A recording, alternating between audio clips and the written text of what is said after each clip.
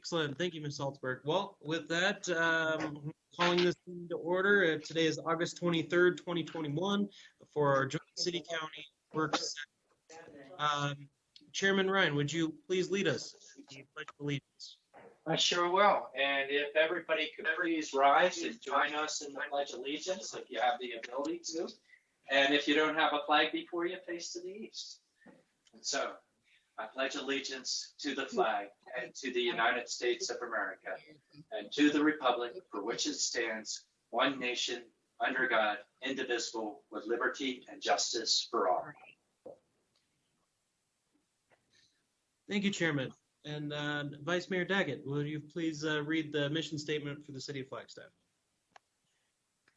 Certainly, it would be my pleasure to. The mission of the City of Flagstaff is to protect and enhance the quality of life for all. Thank you, Vice Mayor. Ms. Salzberg, would you do roll call, please? Thank you, Mayor. And as just a really quick reminder before I do that, if folks can mute their microphones, if they're not speaking, that will definitely help with our feed, our live feed tonight. With that, Chairman Ryan. Present. Vice Chairwoman Fowler. Hello, this is Lena. I'm present. Supervisor Begay. I am present. Supervisor Horseman. Here. Supervisor Vasquez. Here. Mayor Deasy. Present. Vice Mayor Daggett. Here. Councilmember Aslan. I'm in here somewhere. Councilmember McCarthy. Here. Councilmember Salas. Present. Councilmember Shimoni. Good afternoon, everybody. Present. Councilmember Sweet. Here. Thank you, Ms. Salzberg. Do we have any public participants at this time? Not at this time, Mayor. Thank you. Well, then we're down to agenda item number 5, our museum post-wildfire flooding. City County staff, take it away. All right. Good afternoon, Mayor and Vice Mayor, as well as Chair of the board and board members and council members. I'm Lucinda Andriani. I'm Deputy County Manager and also serve as the Flood Control District Administrator. And we're here today. We have an extensive presentation for you regarding the museum flood events and stepping back, providing some history, and then moving forward to the events this summer. I think as everyone's aware, we've experienced what we term severe and repetitive flooding. And it has had tremendous impact, as you're going to see, on residents, both outside and within the city, in the Mount Eldon Estates area, as well as within the city of Flagstaff, of course, primarily in the Paradise, Grandview, and Sunnyside neighborhoods. And particularly off this last event, we'll show you the details of this last event that occurred last Tuesday on August 17th, significant impacts from that as well. I will say first that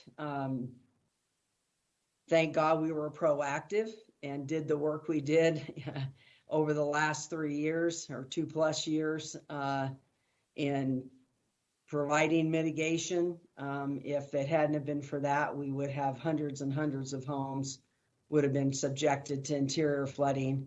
And we've had a significant number. And of course, anyone that has interior flooding, it's a significant impact, to their lives. And, but fortunately we had done the mitigation that has had positive benefits, but I think now we're at a point where it's settling in for everyone that this is a disaster. and we are in the middle of a disaster and experiencing a disaster. And it's extremely reminiscent of Schultz, although we had 8 watersheds and this is one watershed, but I can tell you that the impacts to individuals feel and are very, very similar to what we saw in Schultz. We're in a state of grieving, all of us, that the reality that we saw from the modeling in 19 is now coming to fruition, and that modeled, significant flooding, and it takes just a tremendous toll on people emotionally, financially. And those repercussions, I talk with people still today out in the Schultz flood area who continue to have repercussions, which was noted in the article this weekend. We're 11 years in, and there are still repercussions. And some of those people have come to volunteer here because volunteers were so supportive of their area when they experienced this post-wildfire flooding. And, they're all experiencing stress as a result of that. And, there's a great deal of sadness and grieving taking place right now. And with that comes a lot of frustration and anger. And we understand that, we expect that, and we're trying to work with individuals, to work through that with them. But as I've said, in the end, we have to be one team. We have to work hand in hand with all the residents to work through this disaster. If we don't, we are not going to be competitive for the grant funds that may become available through various sources. They're very limited typically in these kinds of cases, because this has not been deemed a presidential disaster, nor will we likely ever meet the thresholds for that level of disaster, but both either for individual assistance or public assistance. But we're the team that's here for you. We are going to remain here for you, and we'll be out there advocating and for every resource that we can get to effectuate long-term mitigation. There are limits to that long-term mitigation. Of course, we can't mitigate to every type of storm, as we saw this last week, having numerous major events over the last month throughout the area, major rainfall events. So I just want to say to hang in there with us. We'll come back to this at the end, but hang in there with us. And I can tell you people cared. We're working very, very long hours to ensure that we're doing as much as possible to respond to this serious disaster. So with that, I'm going to turn it over to Andy. Thank you, Lucinda. This is Andy Bertelson, Public Works Director for the City of Flagstaff, and working with Lucinda on the Incident Command Team. You'll hear Lucinda and I doing most of the talking today, but it's representative of the effort of many people and many people on this call. Mayor, council, members of the board, thank you for being present. You have seen much of the activity and participated in much of the recovery activity that's taken place out in the community with the volunteer efforts, the door-to-door efforts, et cetera. And the community thanks you for that. And we as a team, as a staff team, thank you for that. That support is known and appreciated by all involved. As Lucinda had mentioned, the Schultz effort, Lucinda and I have worked together for a long time, and dating back to, I think, 2005, Lucinda, and then experienced Schultz together in 2010. And the cycles that we're seeing with this effort are very reminiscent of the cycles that we've experienced with Schultz. And fortunately, this time around, we have a bit more of experience and years under our belts to help manage through it, and those lessons learned that we've all gotten, those lessons we're able to apply to this effort. So waiting for Sean to pull up the presentation, and with that, we will go ahead and get started. We have quite a presentation here for you today, so Sean, be ready to move quickly through mine. First, our introductory comments. Next slide, Sean. As noted, Lucinda and I are serving as co-incident commanders. We use the incident command structure. It's a paramilitary type structure, if you will, to manage these events. And the EOC is open to support those efforts. The big message here, and Lucinda probably wants to give it, is secure flood insurance. Lucinda, anything you want to say with that? I just want to remind everyone, irrespective of where you live, unless maybe you're at the very, very, very, very top of a hill, that you should strongly consider securing flood insurance.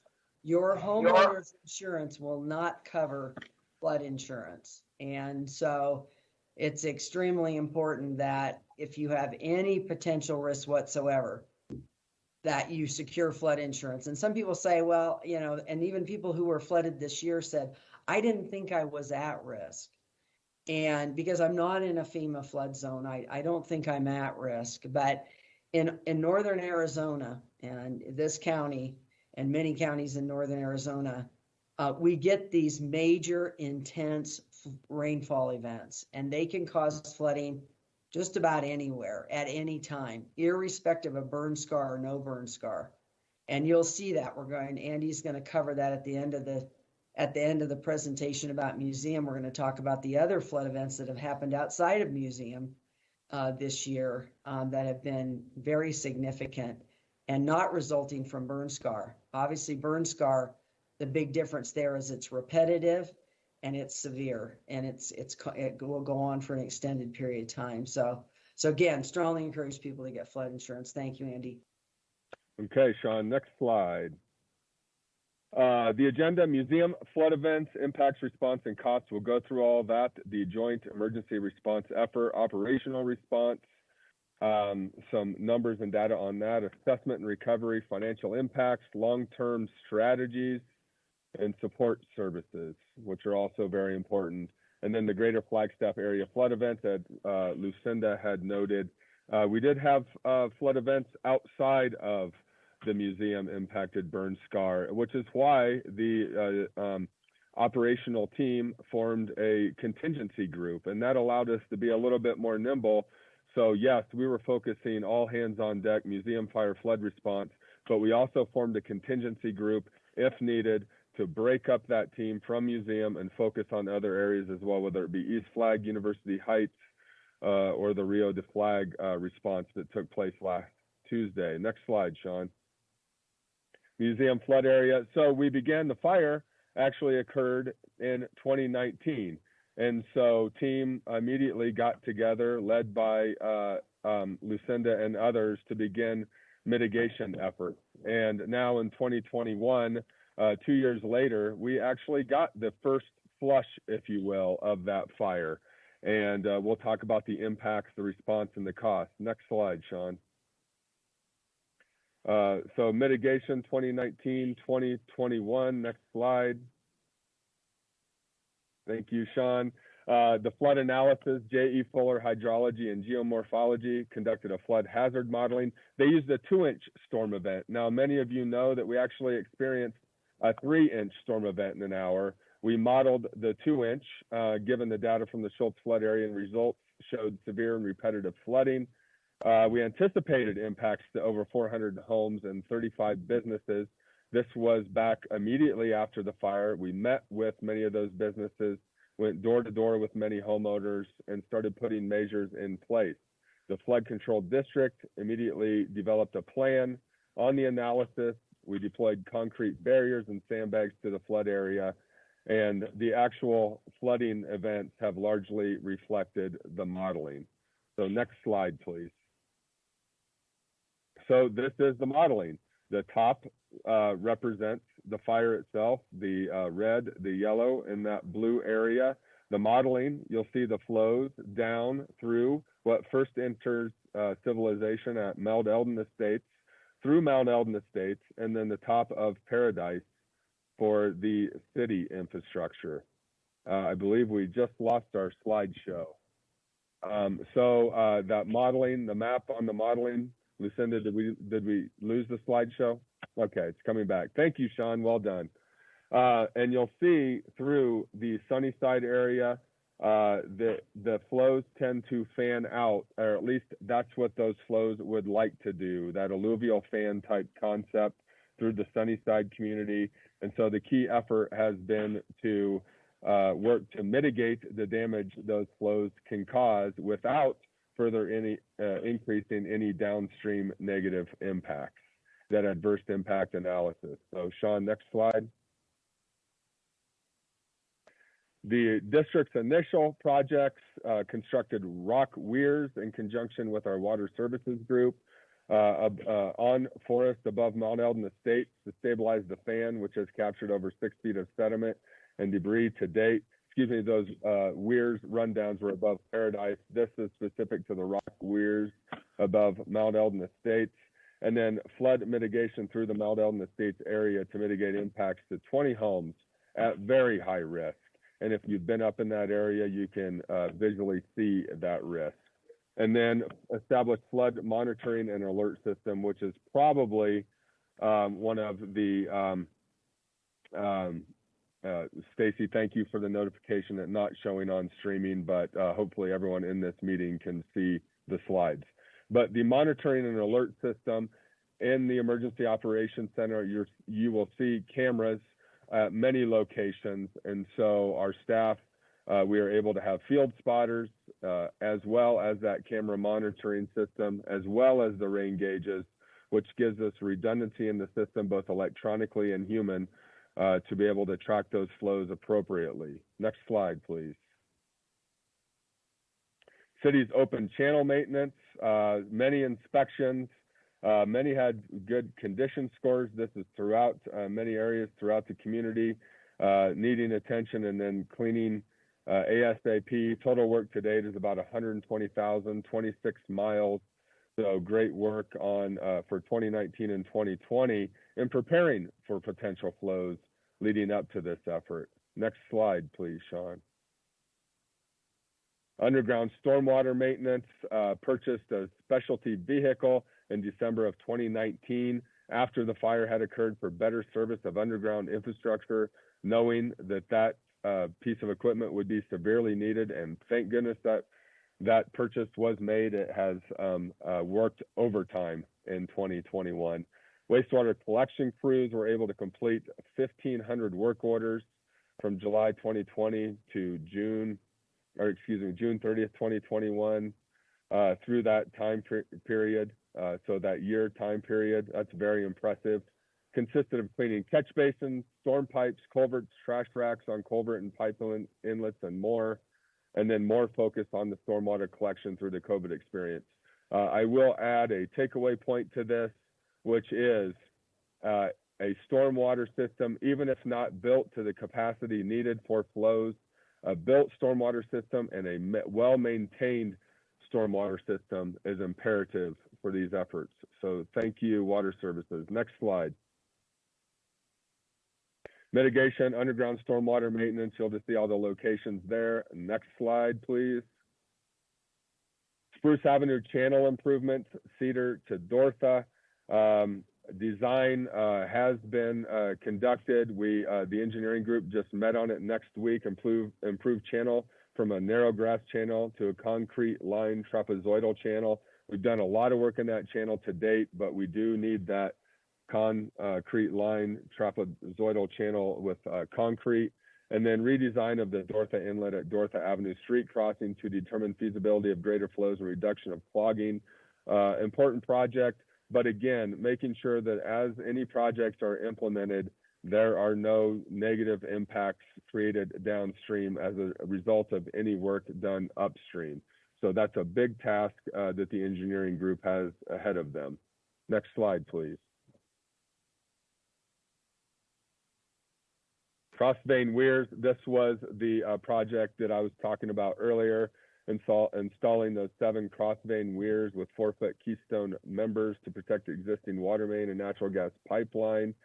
That also serves to reduce sediment and erosion going into the neighborhoods, which with these post-fire burn scar flows, you get a lot of sedimentation. Even after that first flush, those channels, as they continue to channelize, continue to collect and deposit sediment. Next slide, please. So with this one, channel dredging, Summer 2020 Spruce Wash Channel dredging and reconfiguration at Cedar Avenue. And with every storm event, we've had to get out there and dredge out those channels to prepare for the next one. Thank goodness we've been able to do that, particularly that first week of flows. And then in preparation for future flows, we received a Tuesday event a couple of weeks later. So all of this dredging work, while it's long term, it feels like just constant phase of dredging out those channels after every flow. We know that it's meaningful work and necessary to manage the next series of events that we may be getting. Next slide, please. Culvert upsizing.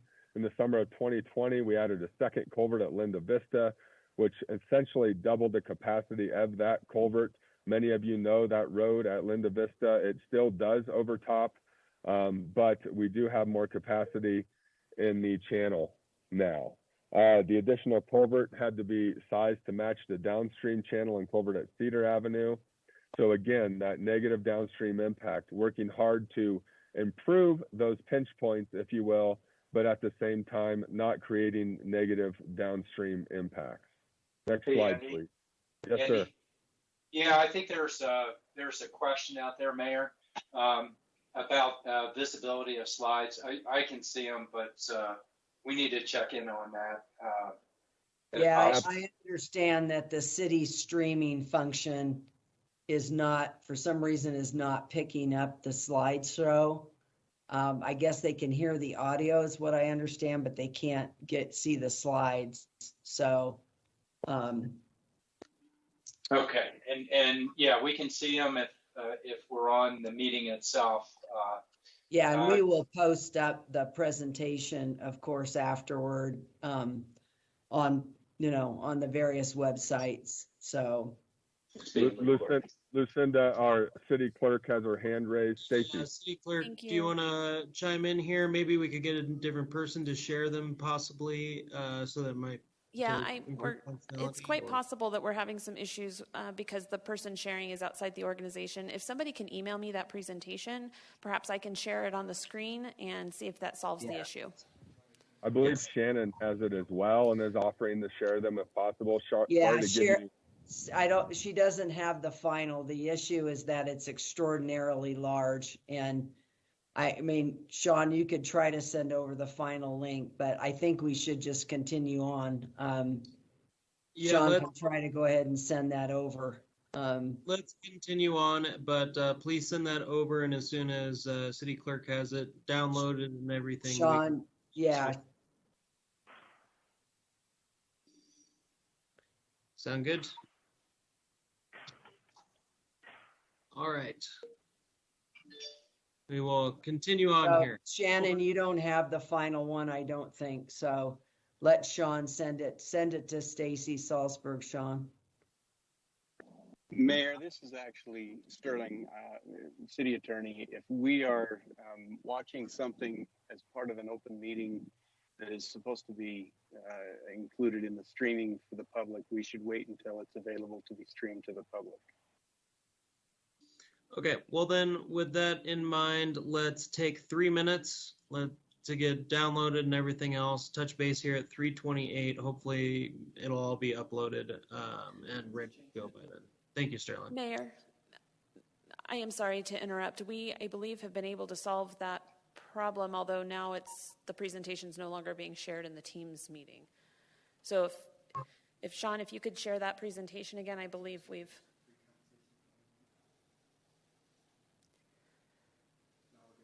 Now we're good. We are streaming the presentation. Stacey? Yes. Sorry, I apologize. We're getting used to our new system. Problem solved. So Thank you. We're all good to go. It's been checked on the live stream? Yes, that is correct. Okay, just wanted to confirm.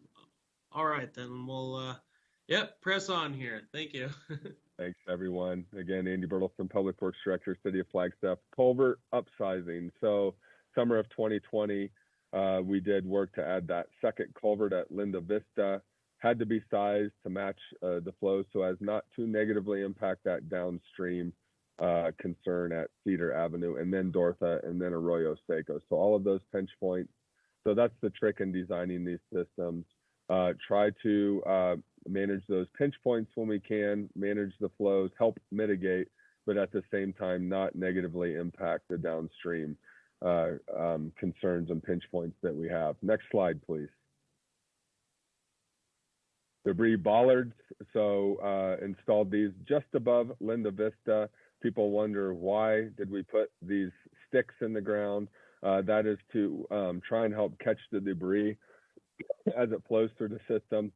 You'll all notice that each storm has a different personality. So that first flush, you've all seen the video of that debris coming down, and it was char, all that burned debris coming down the hill. Now with this storm on Tuesday, a lot of, I don't want to say clear water, but not as full of debris, but the debris looked different. It had a different personality, bigger logs, bigger sticks, bigger rocks. And so these bollards is an attempt to try to catch that debris so it doesn't clog the culvert system. Next slide, please. So 2021, continuing to shore up the mitigation that took place during the spring leading into this monsoon season.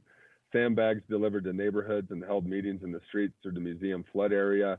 Really a continuation of that 2019 effort of the meeting in the streets. Thank you, Flood Control District, for coordinating those. And then sandbags delivered for a refresh of sandbags. And again, given that the fire occurred in 2019, we really didn't get significant flows the last 2 years. It was, some folks found it hard to believe that we needed to keep those sandbags, and hats off to the engineers and those that study the modeling that said there is still an imminent danger here and we still need to protect ourselves against it. Over 600,000 sandbags and growing. I think after this weekend is probably closer to 800,000, and then 6,600 feet of barrier at the start of the monsoon season. We've since added to that barrier supply because the velocity have been such that it's overtopped some, it's knocked some over. So we just continue to reinforce that system. Next slide, please. So I believe this is Lucinda. Thank you, Andy. So now we're going to move into the flood events, the impacts, response costs, additional mitigation that's been employed, as Andy mentioned, as well as the various support services. Next slide. As everyone is aware, the flooding events in the museum area began on the 13th. We had a 2-inch storm that was fortunately only over part of the flood area, but still created significant impacts. Since then, we've continued to have rainfall events. We've had 6 rainfall events that have resulted in emergency notifications where we've notified the communities of imminent flooding. The most significant rainfall event, of course, was this last Tuesday on August 17th. We had just over 3 inches of rainfall in an hour, and it was a very intense storm. We had 2 gauges on the burn scar register over 1 inch in 15 minutes. That's an intense storm. That 3 inches in an hour is equivalent to a 100-year rainfall event, which has about 0.5% of probability to occur in any given year. So major events. Next slide. This is a hydrograph, and I know it's difficult to read, but just to show that the event that the blue line, the darker blue line there, is the 2-inch modeled storm, what we developed based on experience from Schultz. The 2-inch storm was, I'll say, a regular storm that we would have experienced fairly regularly in the Schultz area. And we use that for the mitigation in most locations. Some we enhance the mitigation beyond there. But the storm that occurred on the 17th was a significant storm. And that 2-inch storm would have been like, I think it was a 25 to 50 year interval much higher probability of occurring, and the 17th storm was a much lower, again, 0.5%. And you can see how rapidly that line trajectory on the top chart there, how rapidly the rainfall occurred. And then on the bottom chart, that shows the actual flooding in the wash, which exceeded 5 feet. And this is a gauge, I believe, at very near Linda Vista, and the Museum Fire South. That's actually a gauge within up in the burn scar area. So, next slide. This is the overall precipitation that's been received on the museum burn scar over the last 4 years. Well, 3 years for museum burn scar. Those tall blue lines represent the darker blue lines represent kind of the brighter blue there represent the summer 21 rainfall at the 4 gauges on the left-hand side of the chart there, those 4 gauges. You'll note that the station to the farthest to the left that has a green line there, it was in place when the burn event took place. The other 3 gauges were added by the flood control district after the fire, or actually very within, right after the fire.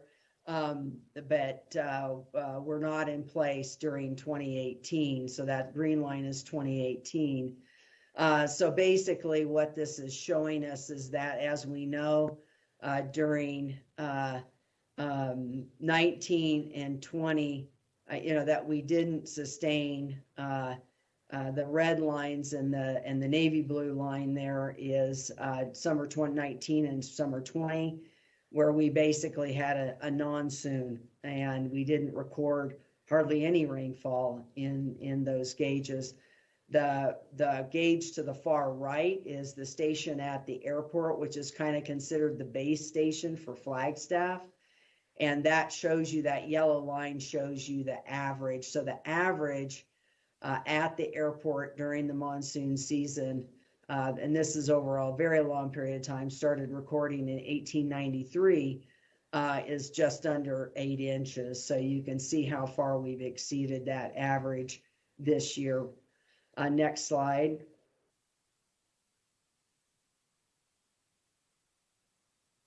In terms of museum private property impacts, there have been 46 private property assessments conducted by both the city and the county, although the vast majority of those are within the city, and the total damage amount estimated to date is just over $1 million for those impacts.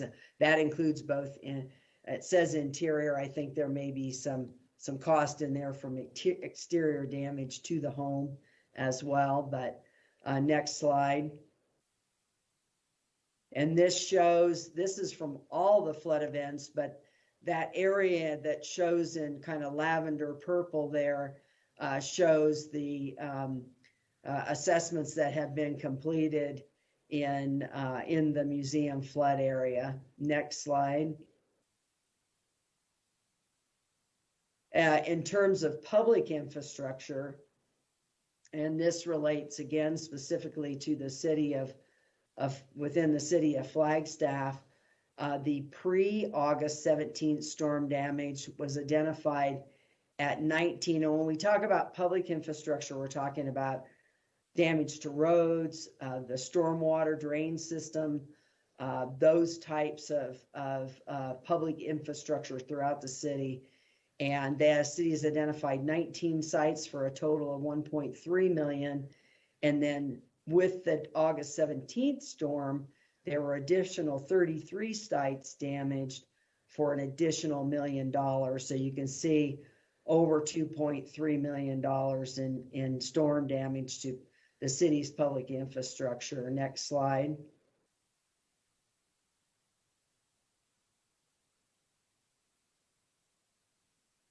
the joint emergency response, we have, as Andy noted, we have an incident management team, which is really the operational arm for the emergency, for the disaster.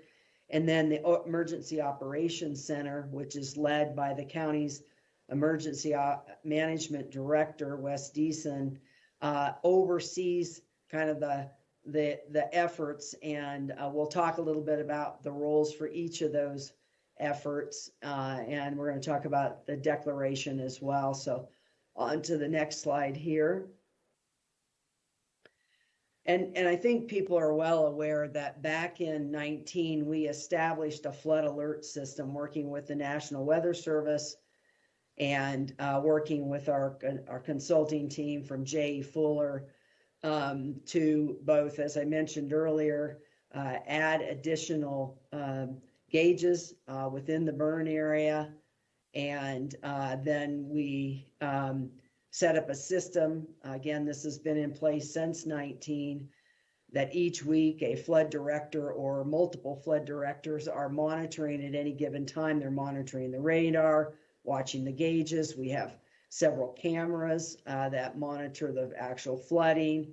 We're in constant communication with the National Weather Service. And then they then request the emergency manager to issue the alerts that the public receives. Those emergency notifications then are issued by the emergency manager based upon the flood directors really directs that based upon when those gauges hit certain thresholds. And when they hit certain thresholds, we first alert Mount Eldon Estates, and then at a next threshold, we alert the Sunnyside area. So it's worked extremely well.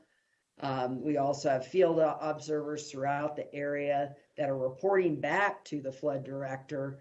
There's an open line where they report in what are the impacts that we're beginning to see, where is it flooding, where is it not flooding, etc.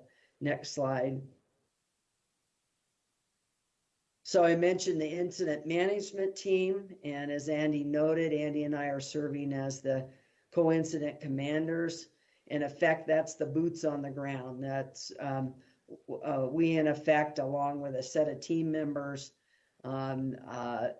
really direct the response in terms of getting out to clear the streets, managing impacts to the mitigation, managing impacts to the infrastructure.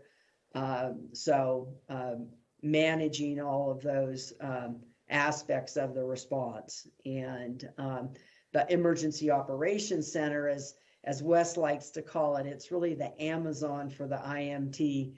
As the incident management team needs support or needs additional resources, they will secure those resources, be it things such as we need more sandbags. They will place an order for those. If we need additional barrier, whatever that might involve, they orchestrate the bringing in of all of the Conservation Corps crews that have come to support the response effort. So in addition to that, the Emergency Operations Center also includes the call center that tracks the public infrastructure impacts, that conducts those assessments that's based on both for public and private. And then it includes the Joint Information Center that's responsible and works very closely, again, with Andy and I, and communicating with the flood area as well as the media and the broader public. And then, of course, it's tracking all the costs associated with the response as well, and reporting that back to leadership of both organizations as well as the incident management team. Next slide. As everyone is aware, an emergency was declared by the city and county on July 15th. And then the following day, the governor declared a state of emergency. Basically what happens by declaring an emergency and then having that then supported by the governor is that it means we're eligible for reimbursement. And they will, once we've gone through this set of events this summer through this monsoon season, All of those expenses and the backup information will be submitted to the Department of Emergency Management at the state, and they will go through and determine what's eligible. And of what is eligible, we have the opportunity to potentially receive up to 75% of those costs. I want to end to share, though, with you that it typically takes 2 to 3 years to get that reimbursement, and that to date we have not received any, nor did we receive any reimbursement for all the efforts in the prior years. We are working with that with DEMA right now. We're hoping now with the level of flood events and the recognition that these flood events have been repetitive and severe, that they will reimburse us for the mitigation that was placed in 2019 and 20 and 21 prior to the flooding.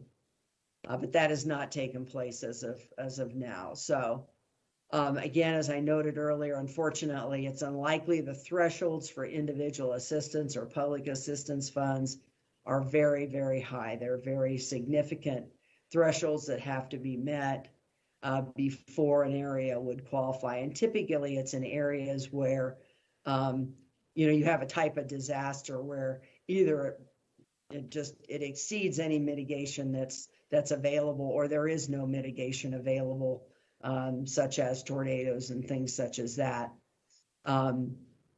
So on to the next slide. Now I'm going to turn it back over to Andy, and he's going to go into operational response.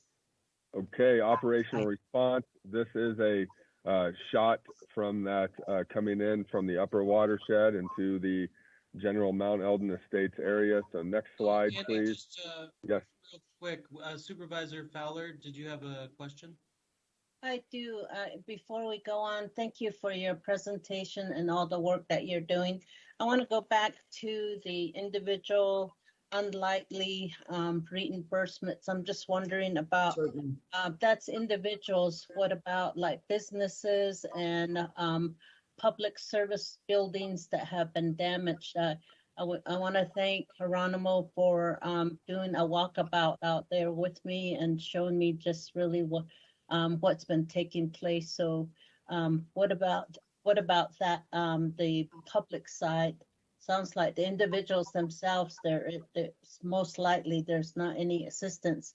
What about the businesses and other public impact? Thank you. Certainly. So individual assistance would relate to both businesses and to individuals. There's public assistance, which is for public organizations, so governmental organizations specifically. It's like the city, the county, the district, the flood control district. And right now we haven't qualified for that longer term public assistance funding. But we are certainly pursuing reimbursement for the cost for the response and mitigation that's been done prior and then now since the flooding began. So it would include the businesses would be along with the individual homes as well.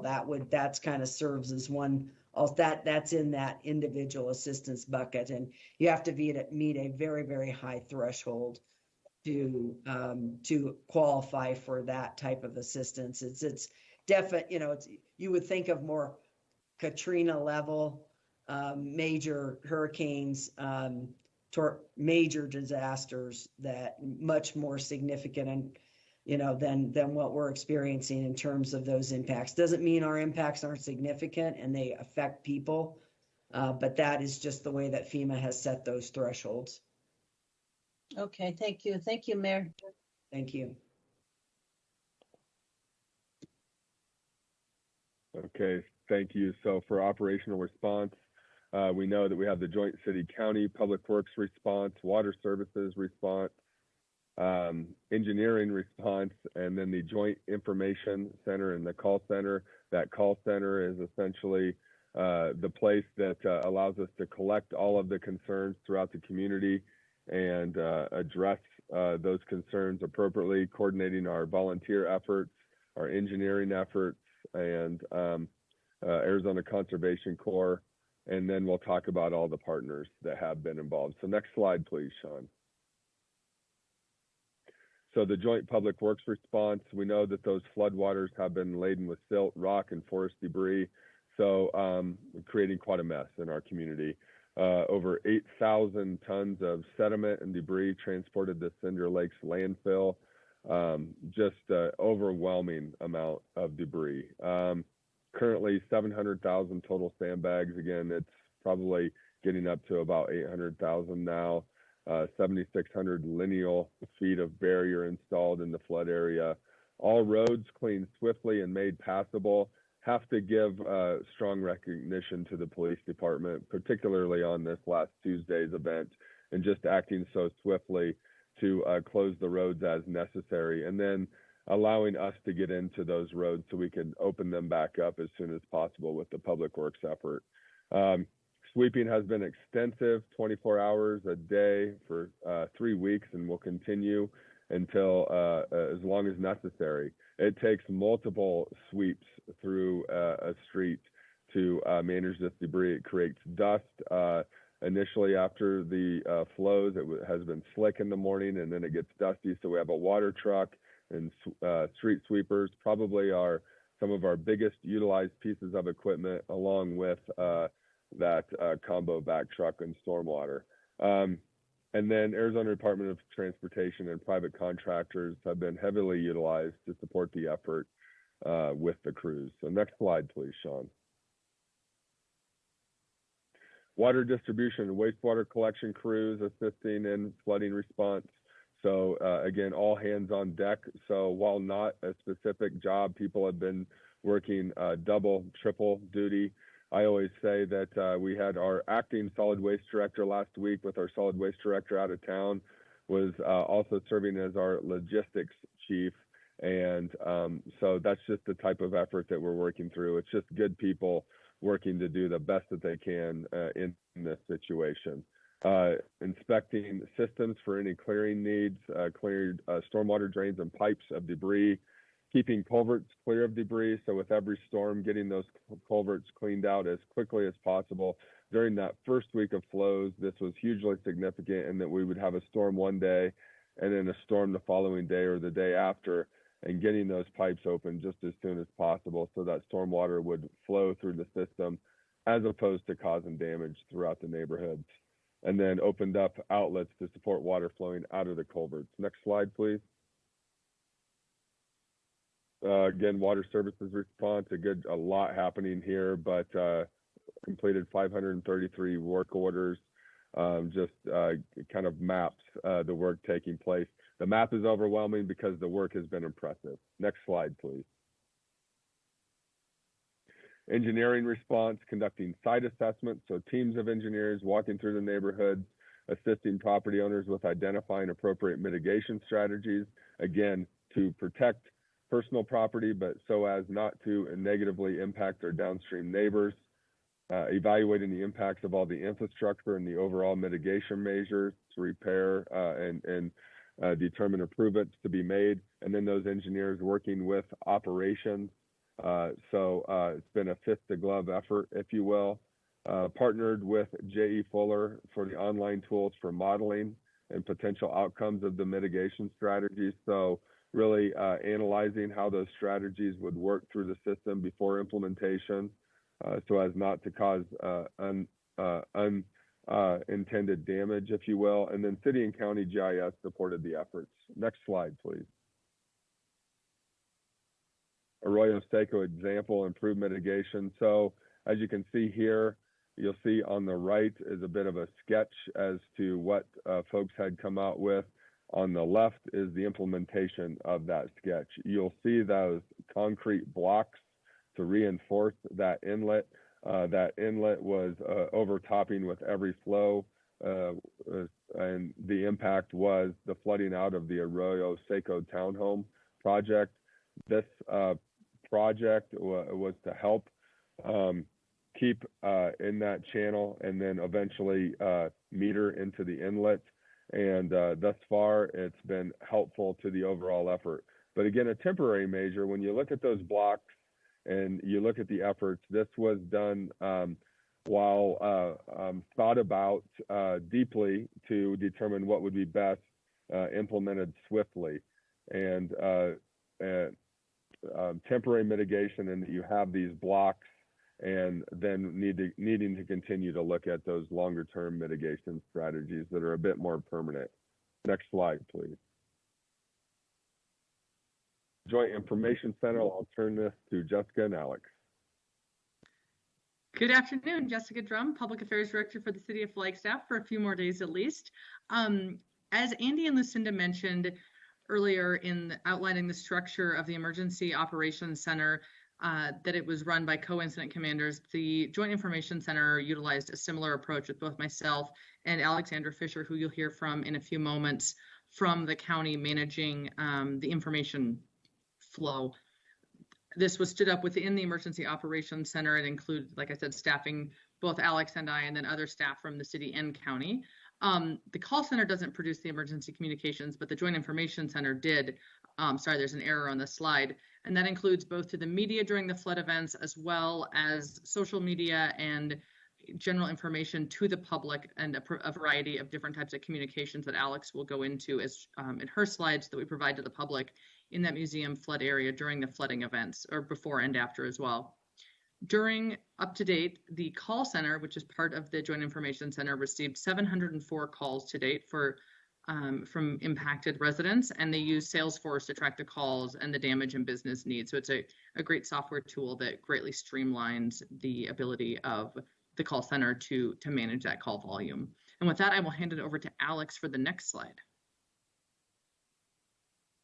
Thanks, Jessica, and good afternoon, good evening, everyone. My name's Alex Fisher with Coconino County Public Affairs, and we can go to that next slide, and maybe you already have. I have quite a delay on my end, so I have it pulled up over here. But really, from a Joint Information Center communications perspective, communications really started before flooding happened, before monsoon season, and that was flood communication letter that was sent in both English and Spanish to all residents in the post-wildfire flood area. And then, of course, when the flooding really and the rain really kicked up, we created nightly emails to residents, as well as the media, to ensure that it was reaching everyone, even those who aren't perhaps signed up for our email, and of course blasted that information out on social media as well. And now we're sort of in a routine cadence of sending out updates as it relates to the weather and mitigation projects that we've undertaken and where we stand. And we put that on social media, on our website, to the press, really utilizing all of the channels that we have at our disposal. And we can go to the next slide. And again, I have a little bit of a delay, so I'm going to assume we're there.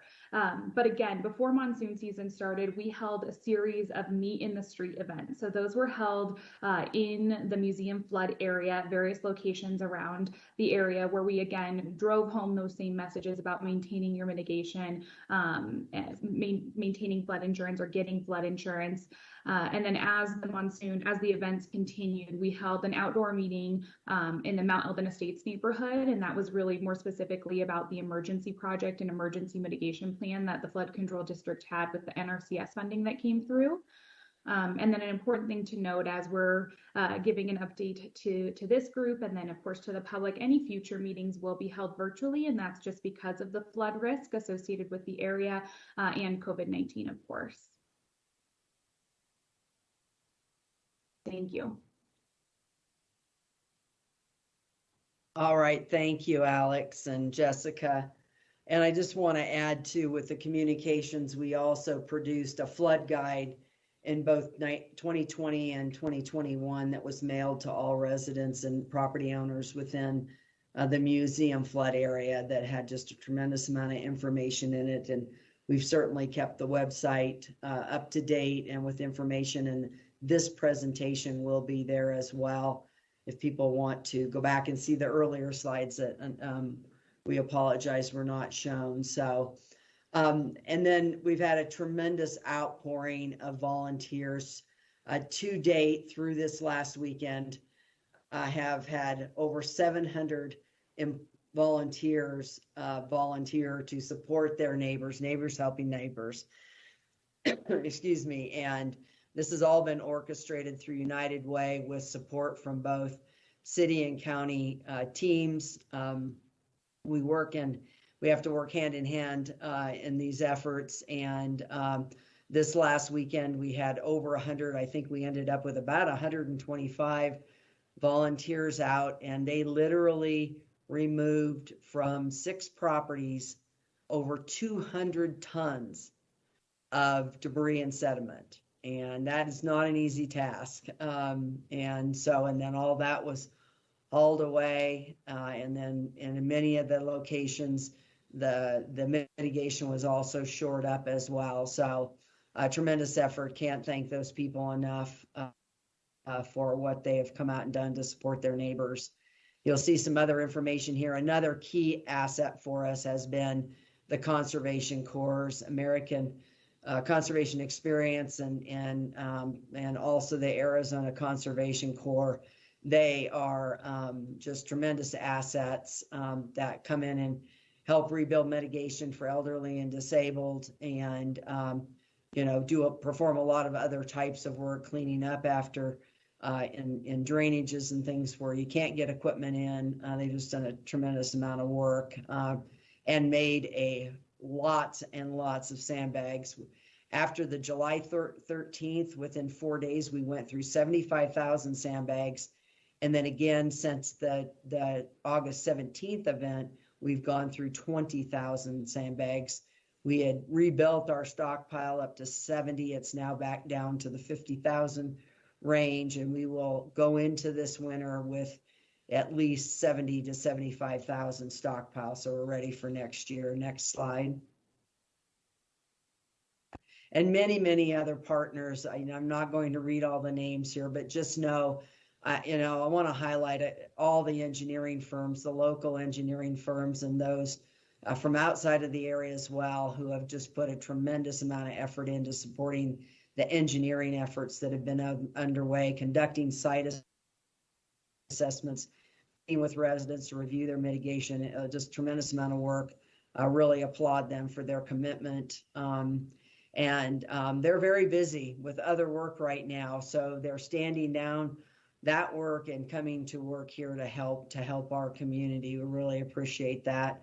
Also want to call out Tiffany Construction has just done a tremendous job throughout the flood area, supporting cleaning up channels, inlets, doing the NRCS construction, exigency funded construction up in Mount Eldon Estates, but many, many entities. We're going to scroll through a couple more slides here of partners. Next slide.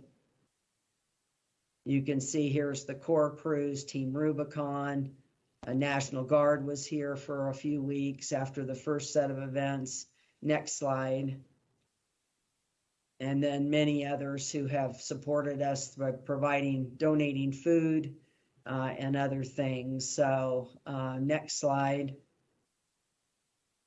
The financial impacts, of course, with all the response efforts and have just been significant. To date, the Coconino County Flood Control District has invested over $3.4 million since that goes back to July 20th, 2019. And that includes both the EOC response costs for flooding, not the fire, but flooding. This doesn't have any fire response costs. This is just flood mitigation that was conducted in 19, 20, and 21, as well as the response costs. We're up to about $1 million now in county or flood control district response costs. And then for cities response cost during this monsoon season, they are just at about as you can see, at about $2 million. And for a grand total of $5.2 million that's been, I'll say, invested in both response and mitigation. So that's a significant investment, particularly for both entities. And you look at the flood control district, and that's already exceeded what we collect, and that's about what we collect in 2 years in terms of secondary tax. So next slide. Now we're going to move into long-term mitigation.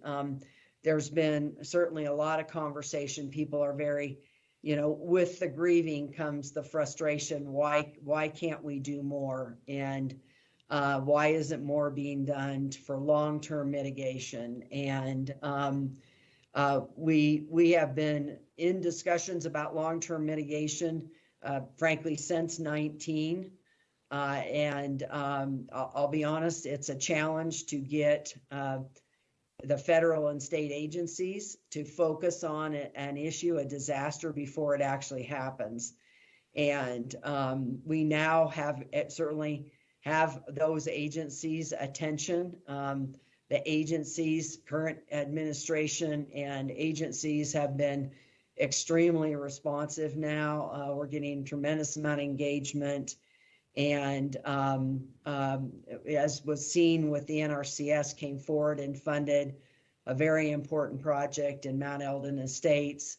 The erosion there was on a very clear path to undermine foundation and destroy homes, which would have been just a very catastrophic situation. And they came in and provided the funding. Christopher's going to go through that with a few slides. Importantly, the end of this week, we are conducting what we're terming an engineering summit.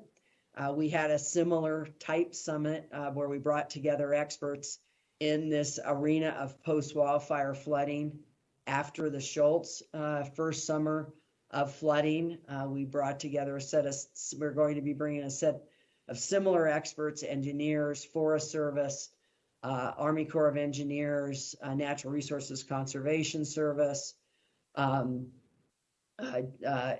others who will be with us over about a day and a half period to really take forward some of the ideas that we've had related to long-term mitigation and begin to identify what projects do we want to take into a feasibility level review. And the challenge here is that this watershed poses tremendous challenges. Unlike the Schultz watersheds, we had 8, so that was the challenge, was the magnitude of the watersheds in Schultz. In this situation, we have a very challenging single watershed, and it's challenged because the topography doesn't lend itself technically to the types of on-forest projects we did out in the Schultz flood area. And I will tell you folks, that was the game changer. The on-forest mitigation that we were able to do, was because of that topography lent itself. And frankly, Christopher Tresser, our district engineer, designed many of those. And, it's just the limitation of the actual topography itself. They are these big wide areas above the neighborhoods where we can spread the water out, have it drop out its sediment, slow down the water. But we'll be looking at anywhere that we think we can employ that type of measure. We will do everything we can to do that. That's going to take cooperation and support from federal agencies. It's going to take, approval by the Forest Service, of course. They're working very closely with us right now, and we will continue to pursue that. And then certainly within the city, we're obviously we're going to look very closely at what kind of opportunities there are to enhance the mitigation effort within the city and the city stormwater system, obviously. So bringing together these experts, there will be a report out to both city and district leadership as well as the public this Friday, August 27th from 12 to 1 o'clock. And that will be shown on YouTube. We will be getting out that YouTube channel to through the media and to the residents within the flood area. Again, if you are not getting sometimes daily emails from us, you aren't on that museum flood email list, certainly call the call center, ask to be put on that. If you're within the museum flood area, strongly encourage you to get onto that email list, and then certainly encourage people to participate. Again, this is initial, I would say, brainstorming, taking a lot of the ideas we've had and getting them down on paper, and then we have to move through feasibility. We're into a significant process to take on the long-term mitigation in Schultz. The first projects went in. We started that process in 2010. By the time we were able to secure all the permits, funding, easements, everything that was needed, we began construction in 2013. So it took about 3 years. We'll move on to the next slide here, and Christopher's going to talk about the NRCS project. Yeah, thanks, Lucinda. I'm Christopher Tressler. I serve as the county engineer and also the flood control district engineer. And so the county was able to procure a grant to fund emergency watershed work under the NRCS. NRCS stands for Natural Resources Conservation Service, and it's under the U.S. Department of Agriculture. But we were able to procure a grant. The project is about a $600,000 project, and it's with a 25% match. And so it's about $480,000 that the NRCS was able to provide through the Emergency Watershed Protection Program. And it's going to provide us with the ability, and the work is already largely complete, to stabilize channels to decrease erosion, which is impacting properties, roads, and this erosion threatens to destroy some homes. This also is going to help us by stabilizing these channels. It's going to help us decrease erosion. That also will decrease the mobilized sediment that is transported downstream and overwhelms drainage infrastructure down in the lower reaches of the watershed, like in the Sunnyside neighborhoods. We can go to the next slide. So this work, which uses largely rock, really large rock, 36 to 48-inch boulders, is used to stabilize the channel. And you can see in this graphic here on this map, these red areas indicate locations of where channel stabilization and grade stabilization work has taken place or is taking place to stabilize these channels and decrease erosion. Now, this project location is about a half a mile downstream from the burn scar. And this is a portion of the watershed, but there's still a large unmitigated portion of the watershed upstream of the area that we're doing work. And so we know that this is not going to mitigate all flooding impacts, but it is going to do some good. The next slide, and I think we'll pass it to Ed. Thank you, Christopher. Good afternoon. My name is Ed Schenk. I'm in the stormwater section here at the city. Just to give one quick slide here on existing long-term mitigation planning. Before this set of storms this year, the stormwater section was working with FUSD, the school district, last year when we saw the opportunity to put in a regional detention basin with the redesign and redevelopment of the Killip Elementary School in Sunnyside. So we do have that design now that was provided by an outside contractor. It's being vetted right now by the city. The purpose of this regional detention basin is to take some of the excess flows that we have now near Arroyo Seco, take it off site, put it in a detention basin, kind of bank that flood water until the flood waters have passed through the 5-foot diameter storm pipe that goes through Sunnyside, and then reintroduce that water back into that 5-foot pipe after the storm has passed. So if you're looking at this diagram here, the new Killip School, which is being under construction right now, is on the right-hand side.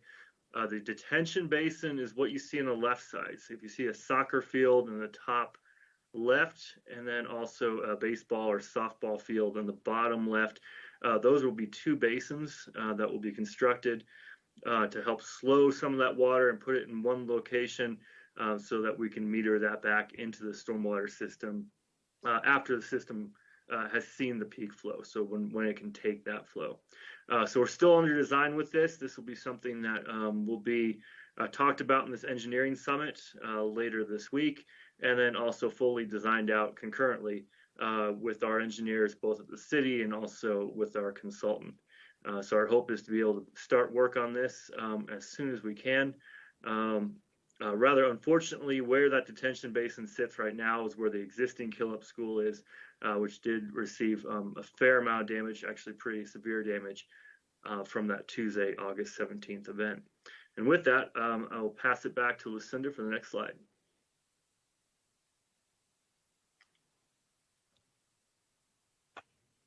Thank you, Ed. And I think that I mean, you can see the kind of the broad range of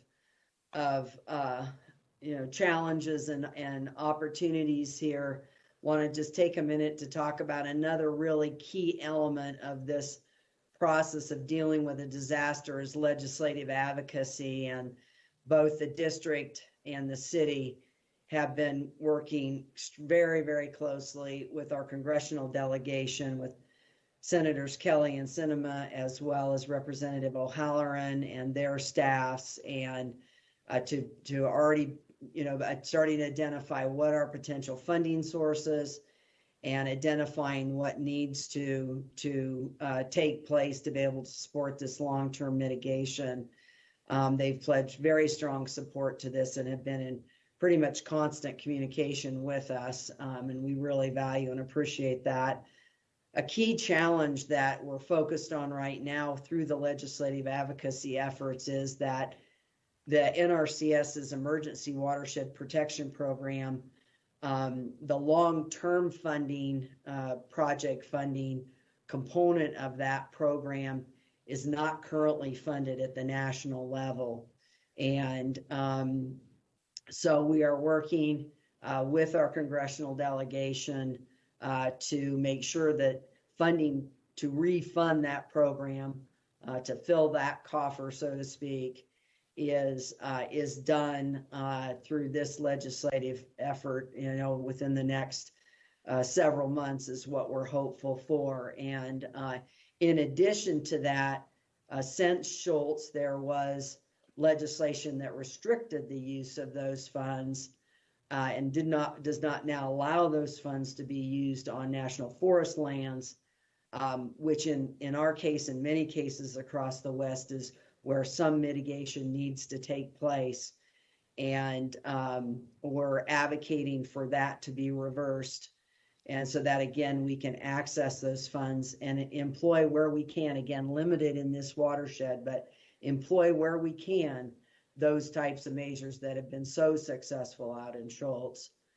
And the infrastructure bill that's currently in Congress right now does look like it could have some potential sources of funding as well, although likely that will be a very competitive process, and we'll be competing with impacts such as we're seeing right now from Andre on the East Coast, the hurricane that's hitting, the tropical storm that's hitting there right now.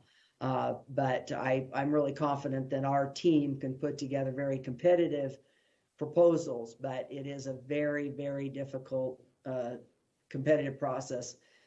For Schultz, we were never competitive in those broader national competitive processes. Hopefully through this bill, there'll be some monies that can be targeted to this type of disaster. Next slide. Support services. So in terms of the impacts, as I mentioned in the opening comments, this affects people in many, many ways, being in the middle of a disaster. And we want to kind of walk through a few of those services that we're making available, and a service that we are introducing as well. Next slide. First is we've stood up a virtual assistance center, and they're on the Museum Flood webpage. There is a webpage there and a website that can direct citizens and businesses for information about services that are available. And then certainly if any of these services, the current services that can be accessed through the call center, call the call center. If again, you need a damage assessment, if you're in need of food or rental assistance or sheltering needs, call the call center. Mental health support. We are working with agencies throughout the community to provide these types of support. The county provides a rental assistance program. We can certainly, another service that we're coordinating through local agency, DNA Legal Services, that if people are evicted from their rentals or need assistance, and they need legal assistance in that type of situation, then they should reach out to the call center and we will link them up with those services. So next slide.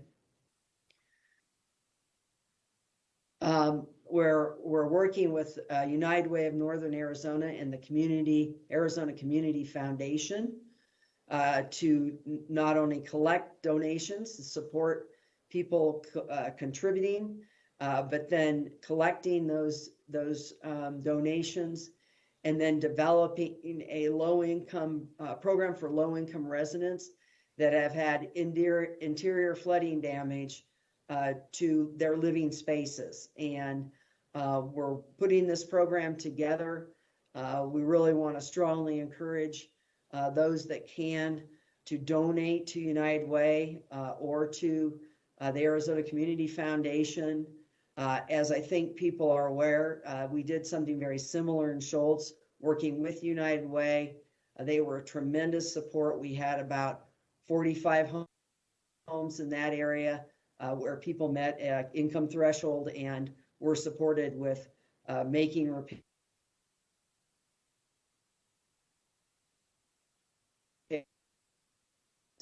And it was tremendously helpful, of course, for those individuals that had experienced that. The city and county are not legally allowed to provide resources to individuals for these types of repairs and so forth, but we're working with our partners to be able to do so, and the city's going to coordinate that program through their city housing program, so we appreciate that. And again, as we roll this out, there'll be more communication regarding this and an application that will need to be filled out and so forth. So, but more information will follow on this. But again, really strongly encourage people to donate. Next slide, please. All right, now I'm going to turn it back over to Andy and Ed to talk about the greater Flagstaff area flood events that we've experienced this summer. No shortage of big flood events outside of the museum burn scar and the museum flood area. So turn it over to Andy and Ed. Thank you. All right, thank you, Lucinda. I'll take this for Andy. So we're going to talk today about, or right now I should say, some of the floods that occurred this summer in areas outside the museum flood area. And when you see this slide here, just for those of you who aren't familiar with flood recurrence intervals, what you're seeing is a 100-year event in East Flagstaff, a 50-year event in University Heights, and a really large 300-plus-year event in the Upper Rio area in the Forest Hills. So when we say that, that doesn't mean that that happens once every 100 years or 50 or 300 years. It's a probability. So that first one that we've seen up there, that's a 1% probability storm in a year. The 50-year one would be a 2%, and the 300-year would be less than a 0.2, so very small.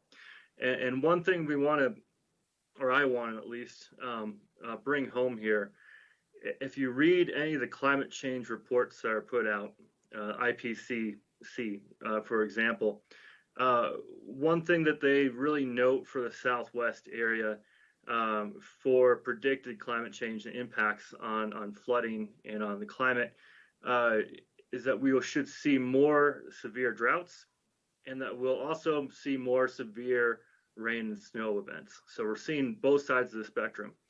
And I think the last 3 years has been sort of a snapshot of that. I'm not saying it's caused by climate change, but it has that look, that feel. The last 2 years were record low rain events for monsoon season, so record dry. And then this year is not a record, but it's definitely a very wet year. And so when people ask us, how can you have a 100-year event and a 50 and a 300 all in the same year, it just goes to show some of the variability that we have in this area. And just the complexity we have and how hard it is to manage our infrastructure for these really extreme events, because we don't know when they might come. Right now, I think we're dealing with some unprecedented variability in terms of our modeling and our ability to manage risk. And with that, we'll go to the next slide.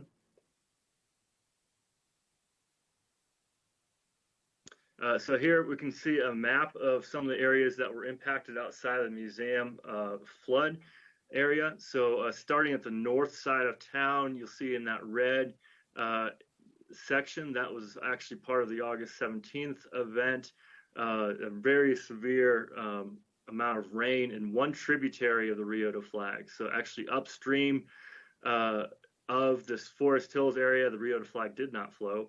But this one area kind of near the Moto Trail, if you're familiar with that, or the Fort Valley Trail System, received over 3.2 inches of rain. We don't know the time interval for it. Unfortunately, the gauge that was up there did not respond correctly, but quite a bit of water, greater than 300-year event based on the National Weather Service radar, did cause some rather catastrophic flooding in the Forest Hills neighborhood in the county, and then also some flooding on the Rio de Flag itself in Cheshire, and also down in the downtown and south side neighborhoods. We also had flooding in July 14th coming off the south side of Mount Eldon, and that influenced the eastern part of Spruce watershed, mostly the Shadow Mountain neighborhood, and then also impacted the Fanning Wash watershed slightly to the east there. We also had another event in July, that's 50-year event at University Hills, which impacted the Sinclair Wash watershed down there in the lower left. With that, next slide, please. So just throwing some numbers out there. So for that east side flood event, it was a very strong event. 2.56 inches in 1 hour, which is roughly a 1% probability.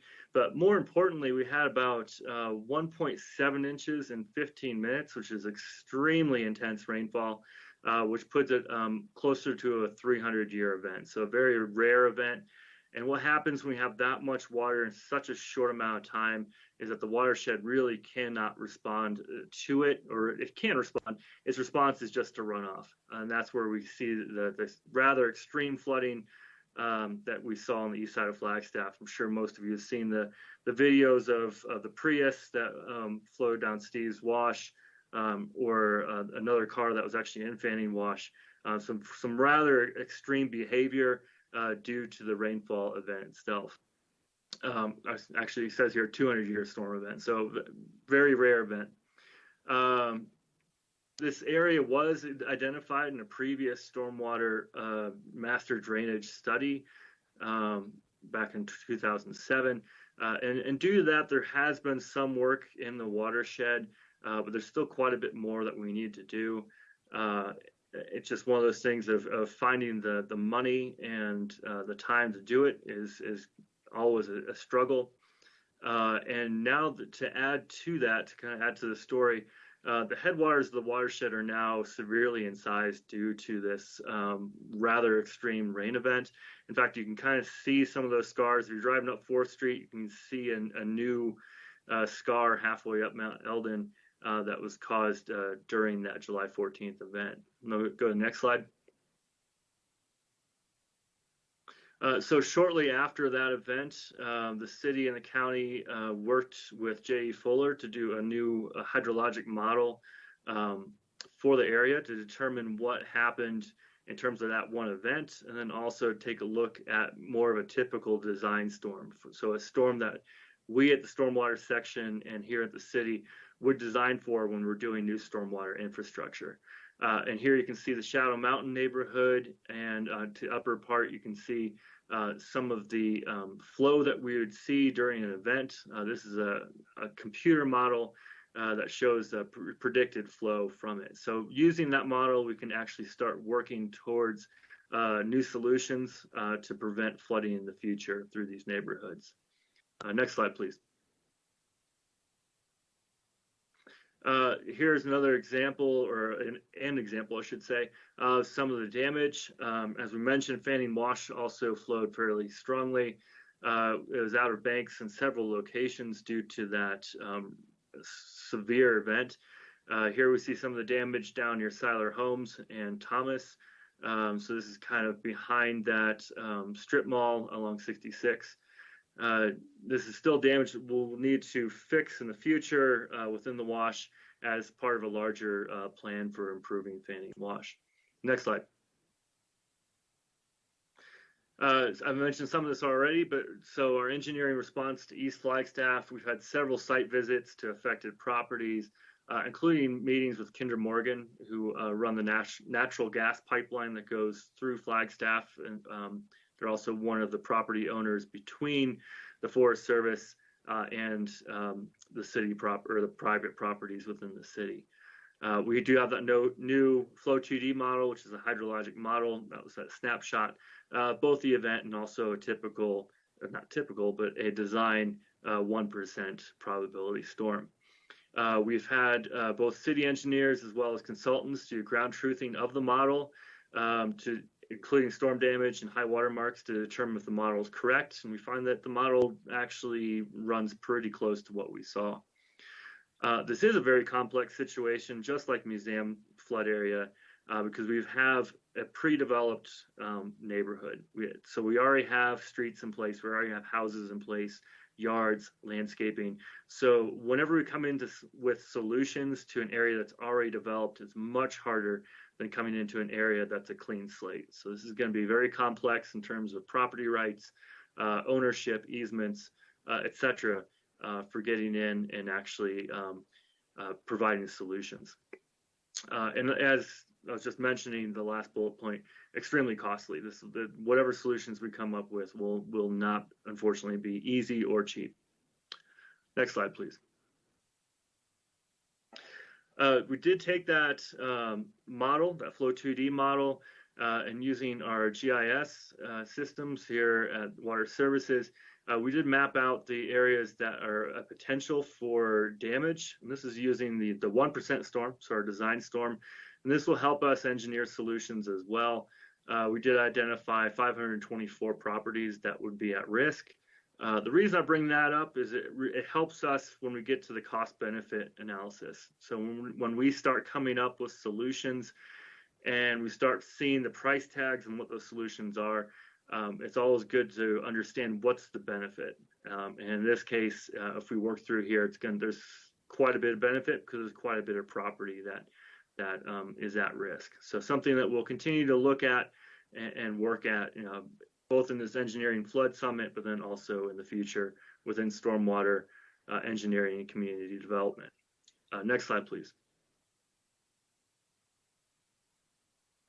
I did mention that those headwater drainages were changed during that large event on the south side of Eldon. So the picture you see here is an incision through some of those drainage.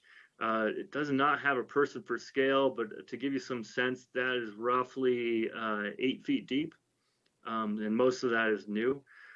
Why is that important? Well, when we have these incision points and we have channels that are incised, they end up being much more efficient for flow than previously. So instead of flow spreading out through the forest and infiltrating into the ground or being trapped by organic layer or plants, now we have a very efficient channel that will move water, rock, debris into the city much easier, much faster. So we are working with Arizona Geological Survey, AZGS, and others to identify what the new flood risk will be based on this changed condition for the East Flagstaff area.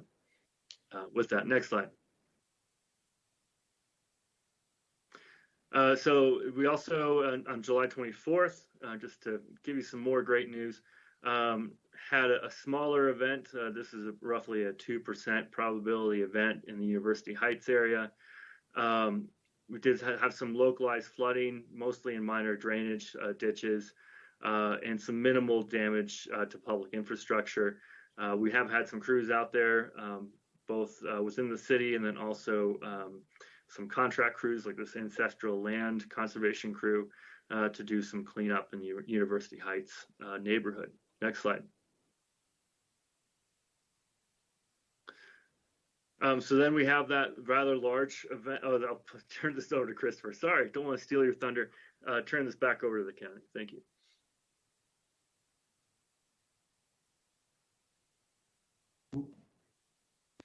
Ed, thanks. So we had out in Forest Hills is down 180, and we experienced an extraordinary rainfall event out there. And it's got to be something more than the 300-year rainfall event. And what that means really is just that there was less than 1% of a chance, 0.33% chance that a rainfall event like this would ever happen. We didn't actually capture the rain in any gauges. We don't have a gauge network out there to do that, but based on the radar, we're thinking that it was greater than 3 inches, maybe more than 4 inches of rain. 2 homes were severely impacted. One of them is probably a total loss. This rainfall event, combined with other localized rainfall in the city, has produced some water in Rio de Flag that we haven't seen in a long time. And it created debris jams, and it closed the road for a while as well. And the watershed was severely saturated, and even though our drainages are ephemeral drainages, we experienced some runoff that lasted quite a while afterwards. Next slide. So the Rio de Flag, and are we going to take this back to you? If you just want to finish it off, I think you've already kind of started it. All right, yeah. So in the Rio de Flag gauges showed 2 to 3 inches of rain in 1 hour. And when we talked before about the rainfall, the 2-inch storm, what we're talking about is 2 inches of rain that falls on the watershed in an hour. And some of the other thresholds that we have are 15-minute thresholds or 30-minute thresholds, but 2 to 3 inches of rain in an hour, we know there's about a 1% chance in any given year that something like that could happen. So this has been not just a monsoon time, but an extraordinary one where we've seen these 100-year rainfall events. And one home was damaged in Cheshire, and we've seen impacts further downstream within Flagstaff. You can go to the next slideshow.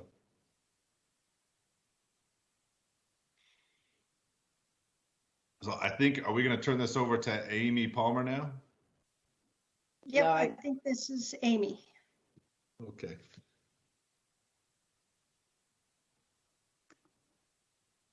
Good afternoon, everybody.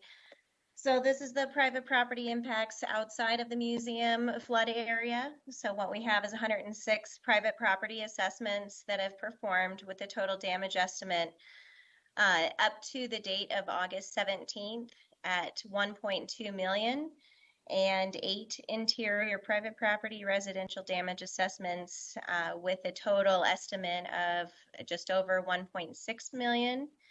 And then moving forward, or as of August 17th, 8 exterior residential and commercial property assessments with a total damage estimate of 28,000.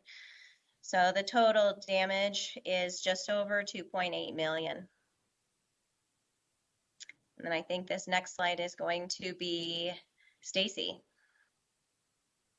Hello, and welcome. And Amy and I are partners in this. We both do our assessment recovery. I'm the disaster recovery manager with the City of Flagstaff for the public infrastructure, and Amy does our individual assistance, our private property.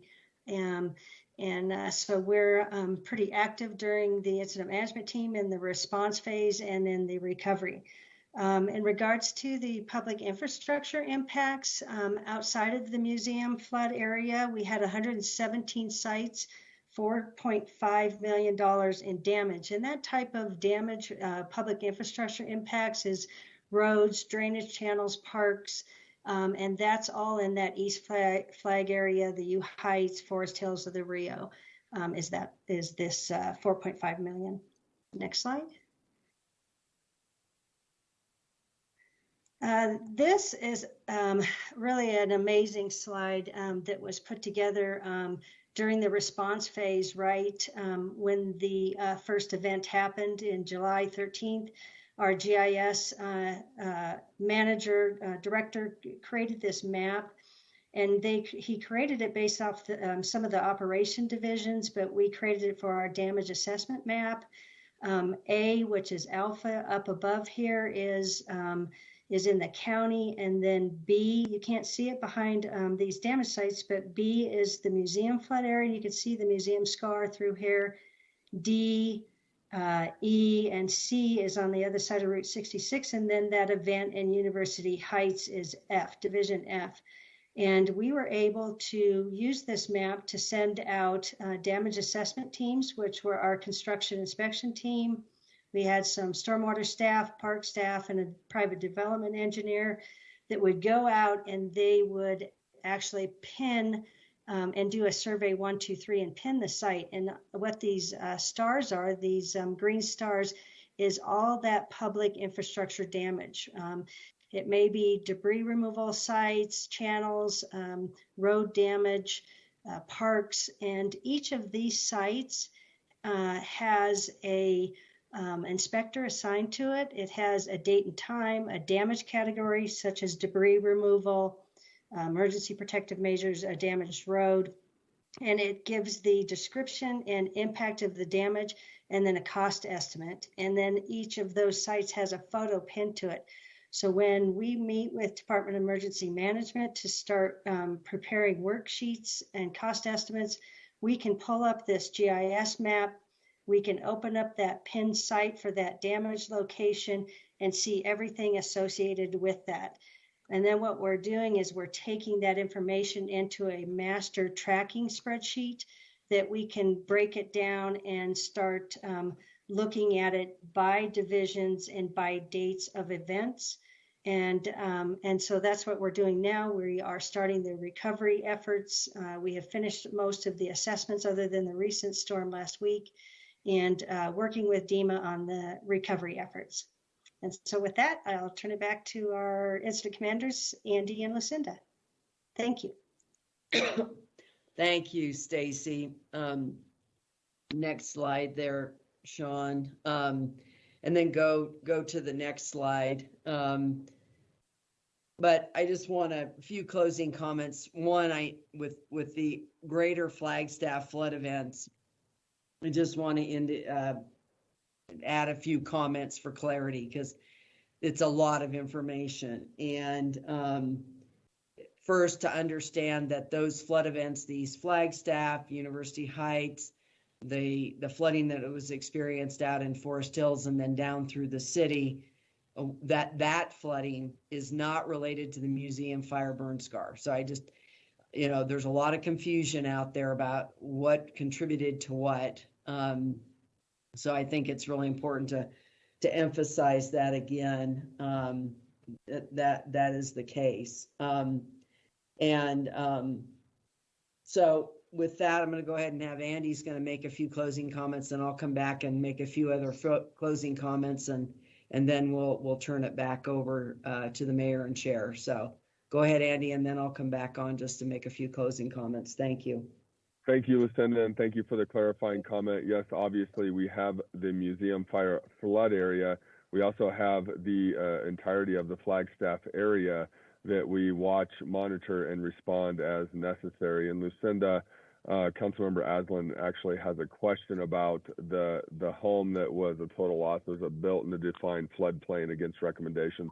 I believe that home that he's referring to was in the county, so I'll let you answer that one. But which is why the incident action plan and the incident group formed the contingency group to allow us to not only respond in museum, but also reach those other areas of the community as necessary that allow us to respond appropriately. Last Tuesday, we had the 3 inches of rain on the burn scar in an hour. We also had, per the National Weather Service modeling that they were able to help us out with, while we don't have gauges above the Rio de Flag watershed, we also know that was a very significant event.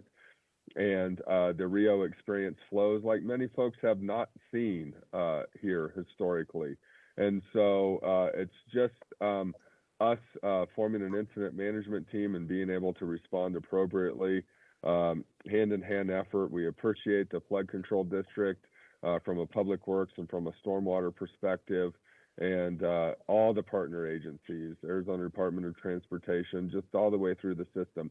Obviously, we've laid out a lot of work that has been done, but we've also laid out work that needs to be done on the policy level, on the federal level, from a larger planning effort. And so we're not giving up on that effort. Just because it's not raining right now doesn't mean that a lot of work was not happening today. A lot of work is happening, and we continue to push forward. So thank you all, and we look forward to questions and comments. All right, thank you, Andy. And I just want to add a couple of really important points. First and foremost, we care, and we know that people are, that this is an extremely difficult experience. And we are your team, and we are on the team with you, and we will continue to pursue, every opportunity that we have. When we look at long-term mitigation, there's really 4 criteria we consider: technical, financial, legal, and environmental, I'll say, /cultural. And that served us well in Schultz. It's going to serve us well here. But it does mean that there are limitations to what can be done. Unfortunately, in this watershed in particular, there is no silver bullet. And it's probably going to be a various set of projects that will affect some level of flood mitigation. And we won't be able to mitigate to every flood event. The flood events we saw around Flagstaff this year were really significant flood events. In Schultz, the mitigation that was installed was a 5-year post-wildfire standard. So that gives you a sense about what we're dealing with, knowing that the Spruce Avenue stormwater system that the city has was developed to a 100-year pre-fire. And you can see what impact it's sustaining right now post-wildfire. So these are significant impacts, but we're going to keep pressing away. But it's important that we also be transparent and honest about what are these realities. I also want to say that we can't lose sight of forest restoration. We must continue as a community and as a county to pursue forest restoration, or we will continue to be, I'll say, victimized by these types of post-wildfire flooding disasters, and not just the fires, but also by the flooding, which frankly has been far more extreme in terms of impacting people in this county than it has been the post-wildfire flooding. And I don't diminish the fact that those from Tinder Fire lost homes. That was tremendous. But when you look at the total cost and loss and everything, it's really a tremendous impact. And we have to continue to keep investing and looking at where we need to be focusing our resources. And frankly, one area we have to start looking at having to focus resources is the Upper Rio de Flag, the west side of the peaks. And because if we get this type of fire there, or a larger fire, we're going to experience flooding through Flagstaff way beyond what we're seeing right now. Unfortunately, it's much, much graver. And so I think, we're going to have to fight both fights here. We're going to have to keep the flood fight going in museum, and we've got to continue the fight to get more resources for forest restoration, and particularly on the peaks. So thank you. I appreciate the opportunity. I also want to point out here the slide that's up. We're going to try to keep this slide up, at least try to minimize it in some way. But if you have questions or comments, we would like you to email this email address. It's museumfloodinfo@coconino.az.gov. All the questions that come in, we will prepare answers for, and then we will add those to our current museum frequently asked questions document that we have, and then we will get it out to everyone in the museum flood area so that you all have answers to all the questions. Now, if it's a personal situation with your property, we will call you and we'll set up a time to come meet if it's something specific to the mitigation on your property. But if you have general questions about mitigation, the modeling, anything, please send your email in. We will respond. We're not going to respond today to questions, but we'll be responding through this email system so that everyone gets the same information. That's really important. And obviously, there are a lot of people that aren't on right now that we want to ensure that they get the answers as well. So thank you for participating. Thank you, Mayor and Chair. I'll turn it back over to you. Thank you. And thank you to the whole team for such an informative presentation. We do have one comment, I believe, a commentator who would like to have a call in here, and then we can get to the questions from the rest of the council or comments from the council and the Board of Supervisors.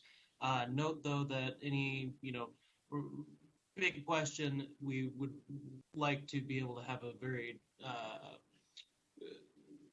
be placed in the FAQ for everyone to also be able to see. So, Ms. Salzberg, do you have individuals who are willing or wanting to comment at this time on the line? Thank you, Mayor. We are getting ready for our first public commenter. Just one moment. Thank you. Hello, George. If you can hear us, please go ahead and unmute and turn your camera on.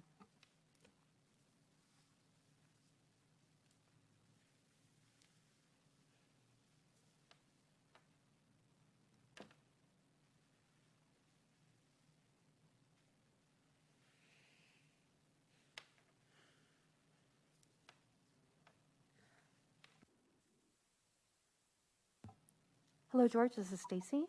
If you could please unmute and turn your camera on, you are ready to go ahead.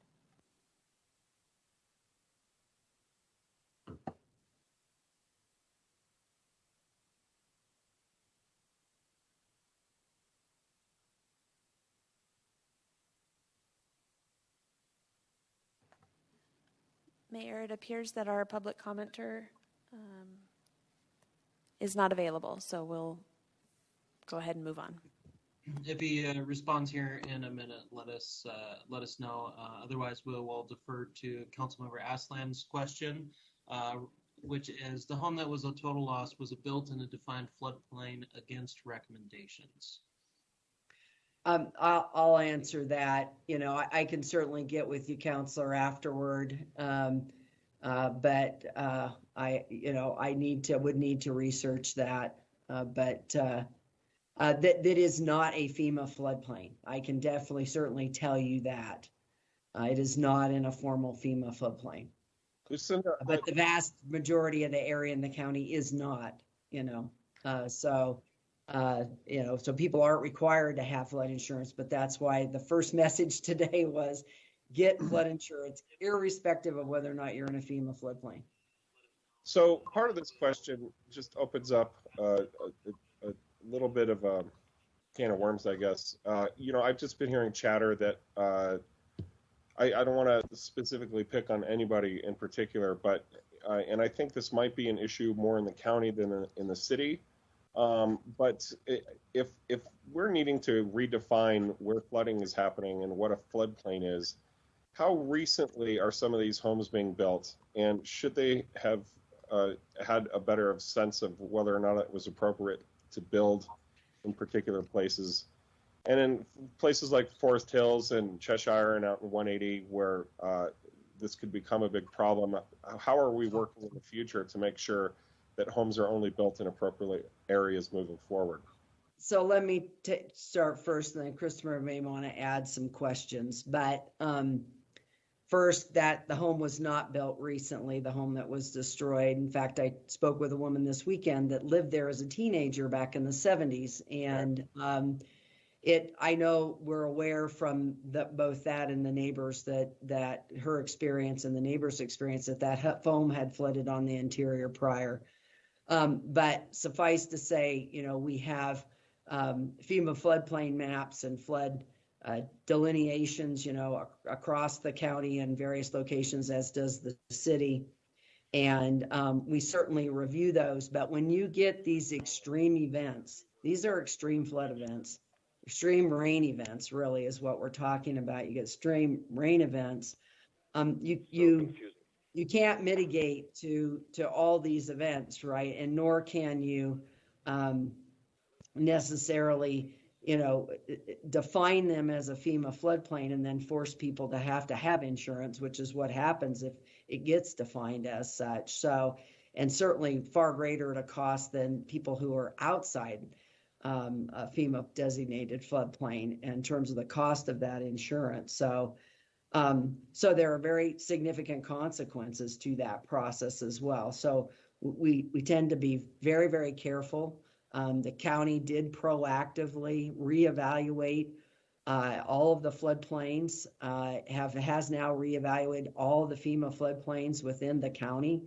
And we're working with FEMA to redefine those floodplains and working through a process. In fact, we're very close to culminating one for the Kachina Village area. I'm happy to say we've been in one in Munns Park for almost 10 years with FEMA.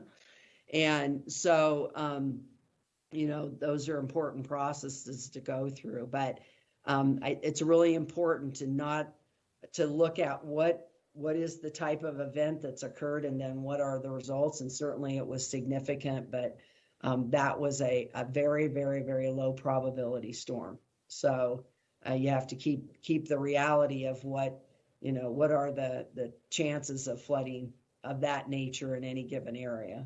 So, yeah, Mayor, if I may. Yes, of course. Thank you.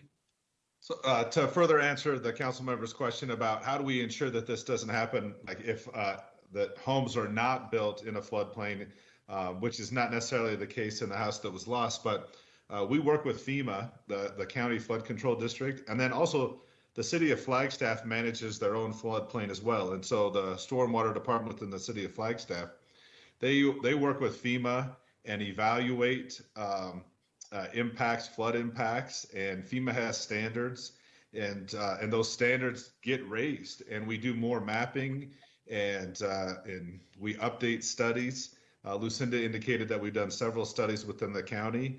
And I know the city of Flagstaff has done studies as well.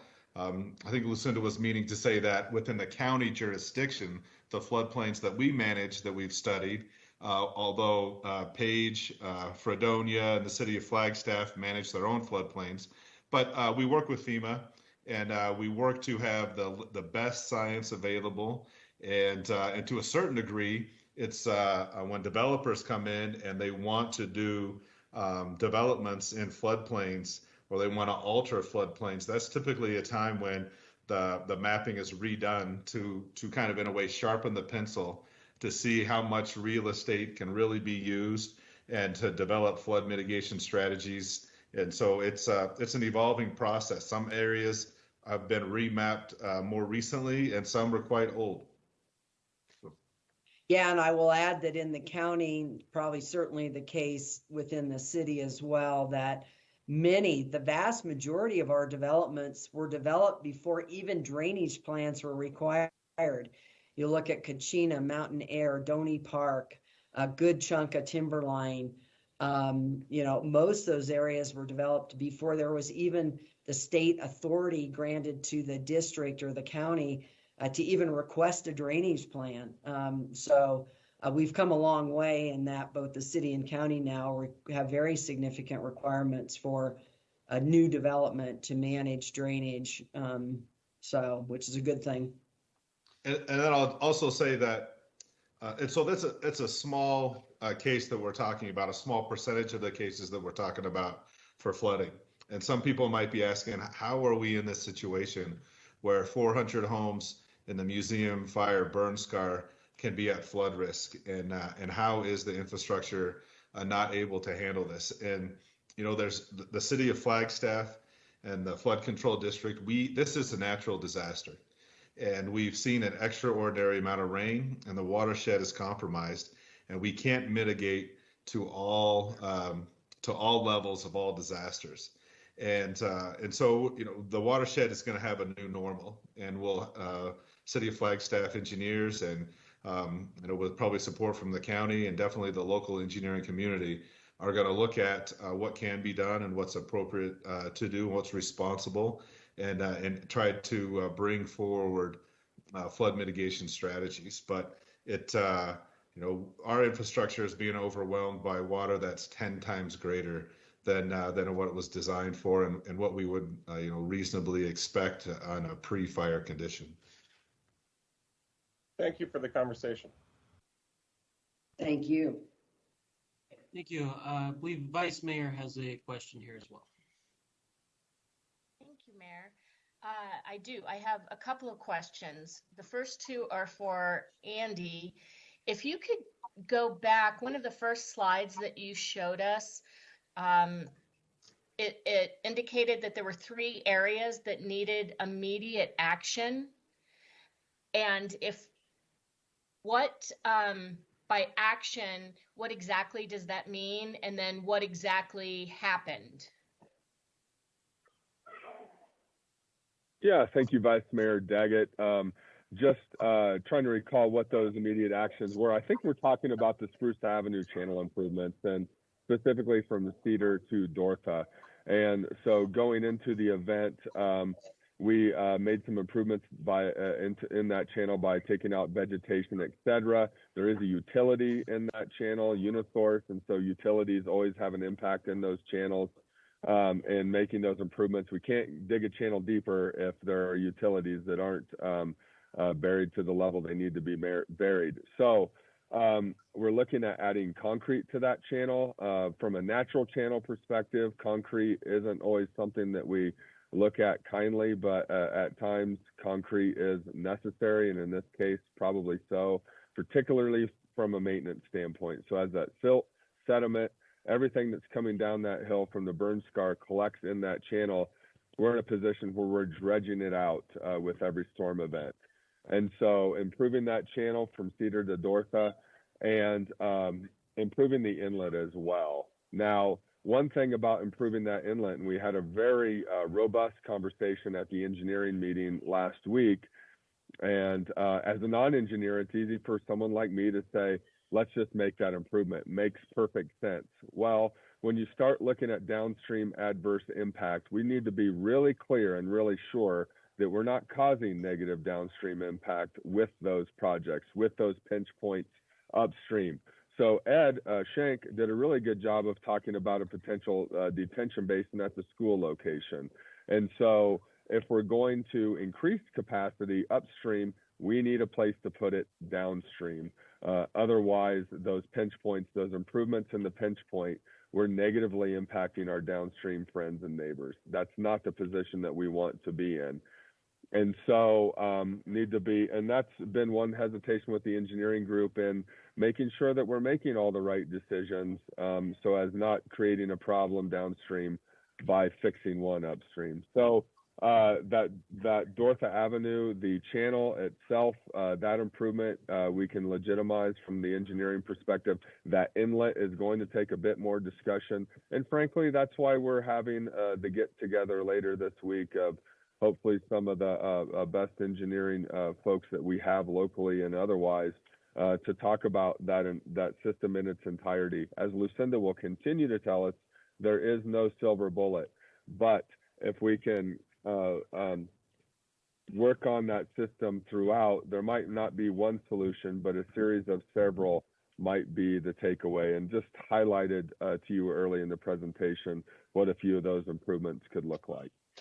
So the slide that showed the 3 in red, those projects have been completed? I'm looking for the 3 in red that you were talking about. I was discussing the Spruce Avenue channel improvement. I'm looking for that slide. And maybe, I don't know whether Shannon can pull it up. And I have a couple of other questions that I could ask while that's happening. Yeah, absolutely. I'll look for it a bit. Sean, can you pull up that slide?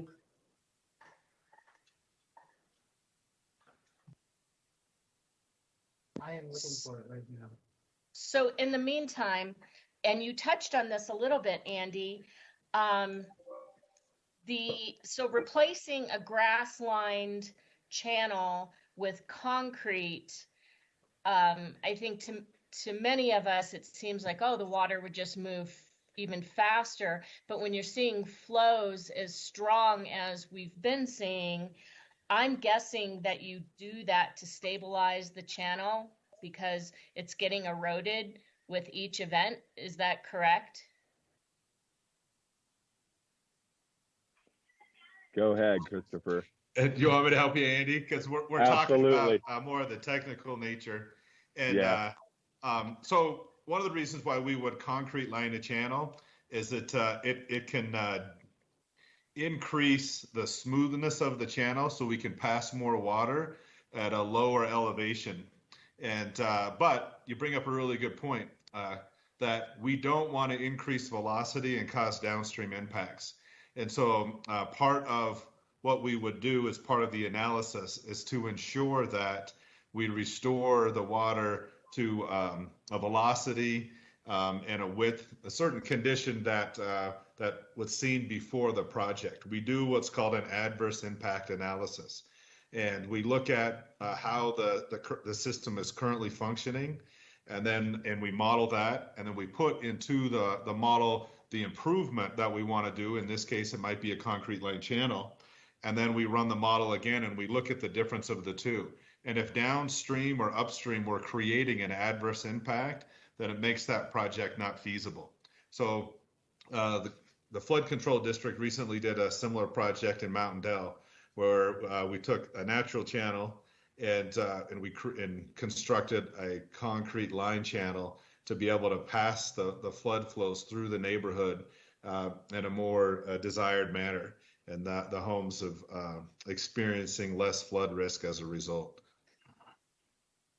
And then Vice Mayor Daggett, thank you, Scott, over total team effort, right? So slides 13, 14, and 15. The projects that you had noted are projects that we had already done. And so that's the cross vein weirs as noted on slide 13. And that was to do a couple of things, help the pipeline and those utilities in the area, as well as the city water main, and then also working to attempt to reduce erosion. The next one, the channel dredging, that's a continual effort. So we did all of that work leading into flood season. And unfortunately, with every flow event, that sedimentation loads up those channels again, so to speak. And so we end up dredging them out again. So the project that I was talking about on Dortha, for example, is how can we build infrastructure that also helps with maintenance as well? So we're not continually dredging out. A lot of that, as Lucinda would note to you and Christopher, is that work upstream with the sedimentation to try and reduce that sediment load that's coming into the built environment of the city infrastructure. The next slide is the culvert upsizing at Linda Vista, and that actually took place in the summer of 2020, doubling the size of that culvert. And that channelized system is able to handle that double-sized culvert. But as we all know, that overtops quite frequently in a major flood event. So hopefully that answers your question, Vice Mayor. Andy, do you want to talk about the channel at the top of Paradise that we just got Forest Service approval, but we're arm wrestling? Right. Yeah, so at the risk of getting too overly excited, because I have a tendency to do that, and then we all do, because we want to make progress. And so Christopher and others have worked hard to try and get permission to do something above Paradise to lay out that channel a bit, so to speak, and stabilize it. Because as those channels continue to incise, produces more sediment into the system, builds velocity, which is why we're seeing those barriers get knocked down and moved. So if we can lay those channels out, create more of a alluvial type situation, that will help with velocity, with sedimentation.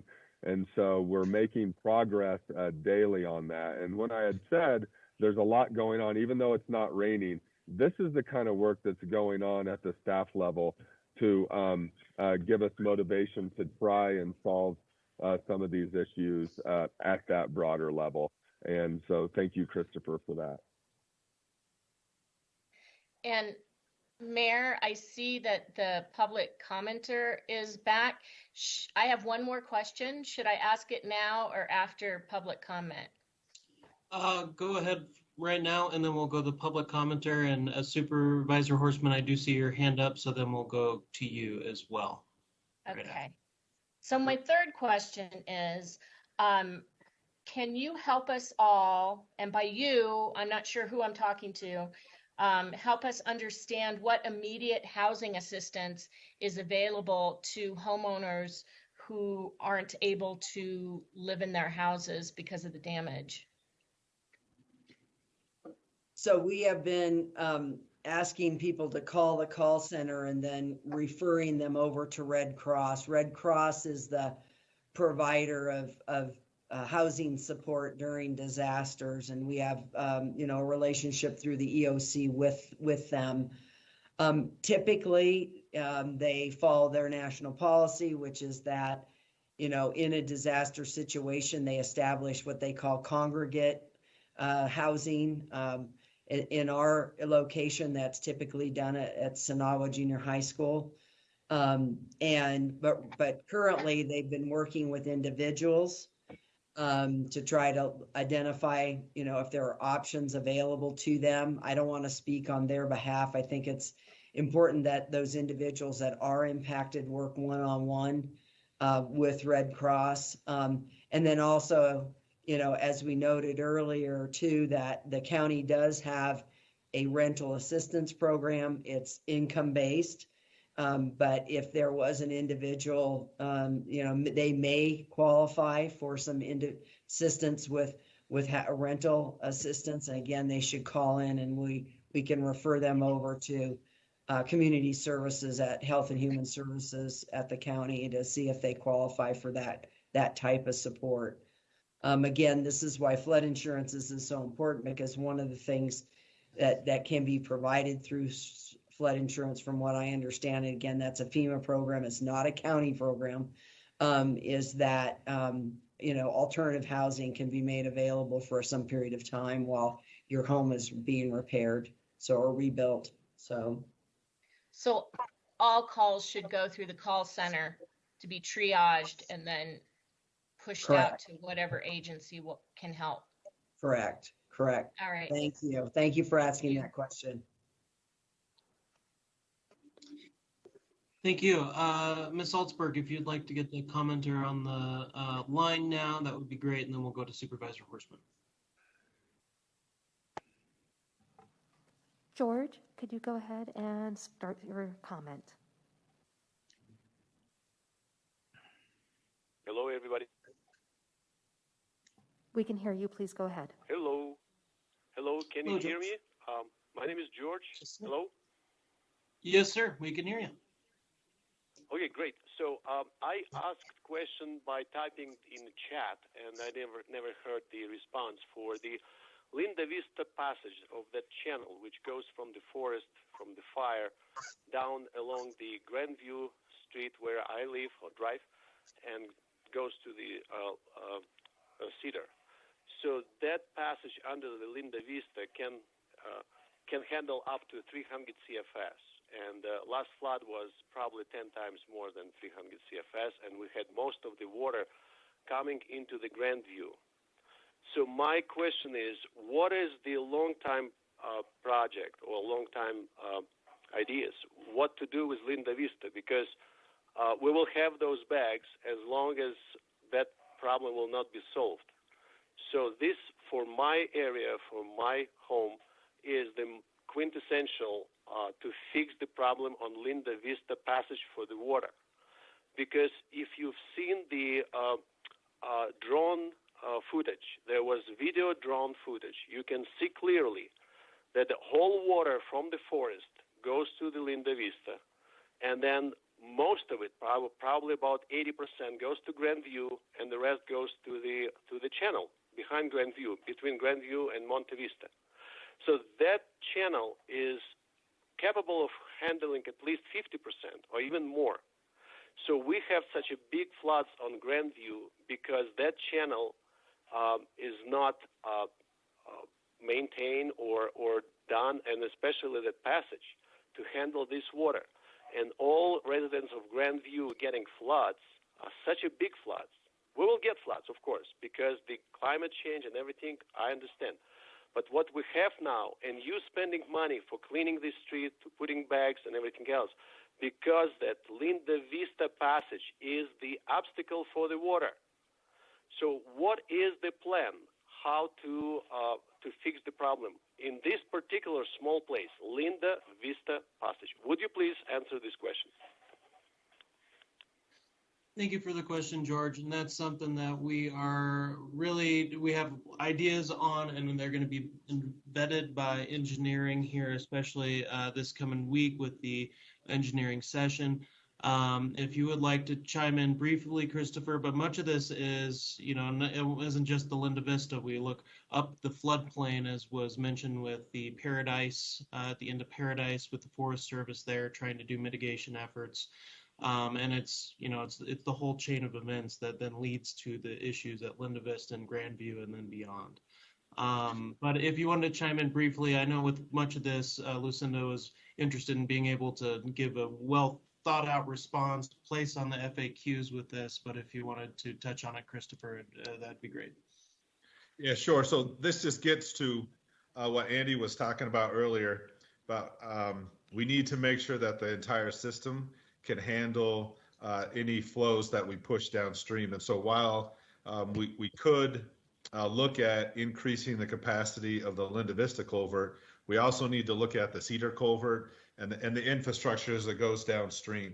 And so it needs to be maintained and improved if possible as an entire system, so that we just don't push the pain, in a sense, from the people that are experiencing at the top of Linda Vista and Grandview, and it ends up flooding out people further in Sunnyside. And so it's a good question, and it's something we definitely want to figure out how we can address and how we can make that situation better. That's right. Yeah. One last thing is before I'll hang up. So you never mentioned, not you personally, but all the members of this council, never mentioned the responsibility of the Forest Service. So 3 years ago, just before the museum fire happened, so we had a drastic thinning of the forest all around this area.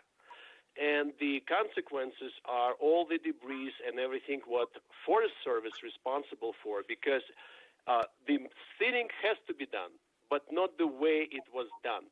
The soil, the erosion after that was damaged so badly because they use heavy machineries to remove the logs. They have big, huge fire pits to burn the cutted wood or branches, and then they burn everything around it. So the good trees were burned too.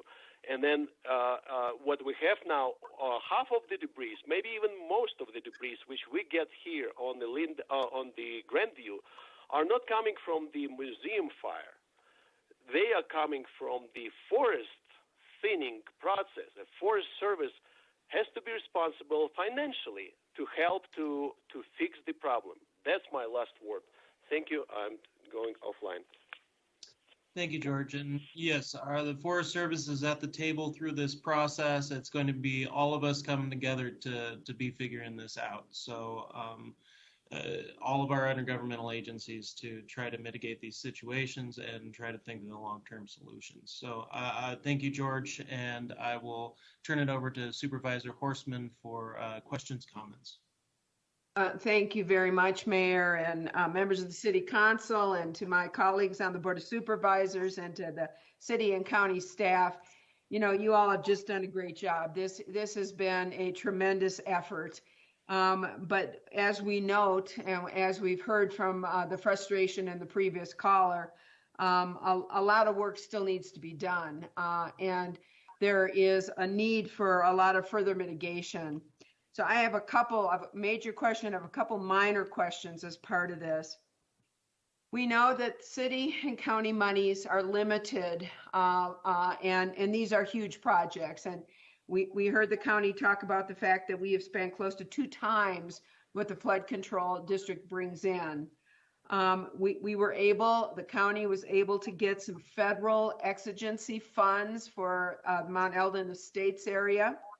I know that we are looking to get the Emergency Watershed Protection Program long-term mitigation, watershed mitigation refunded in hopes to be able to do some long-term mitigation in the museum fire scar area. But we also have seen that we've received substantial flooding outside of the museum fire scar area. And we know that there is additional mitigation that needs to be done. So my question is, and I have a second question after this, but my first question is what monies are available? The city and county are going to be tapped out. So what monies do you see are available that we as the city, we as the county, that folks in our community can advocate for to help to do the mitigation that's necessary? So certainly one of the top priorities, as I indicated, is refunding that Natural Resources Conservation Service Emergency Watershed Protection Program long term. We would hope to be able to use those funds to support. Now, know that everything that I'm going to speak to all has a match. And remember that out in Schultz, we spent, upwards of $40 million, of which 30 to 40 million, of which a fair amount came from federal sources. But a lot of the match to those grants all came out of the flood control district. And so that's one source. It has a 25% match. We would hope to get some technical assistance funds with that as well. That would help pay for like the engineering and design of the projects.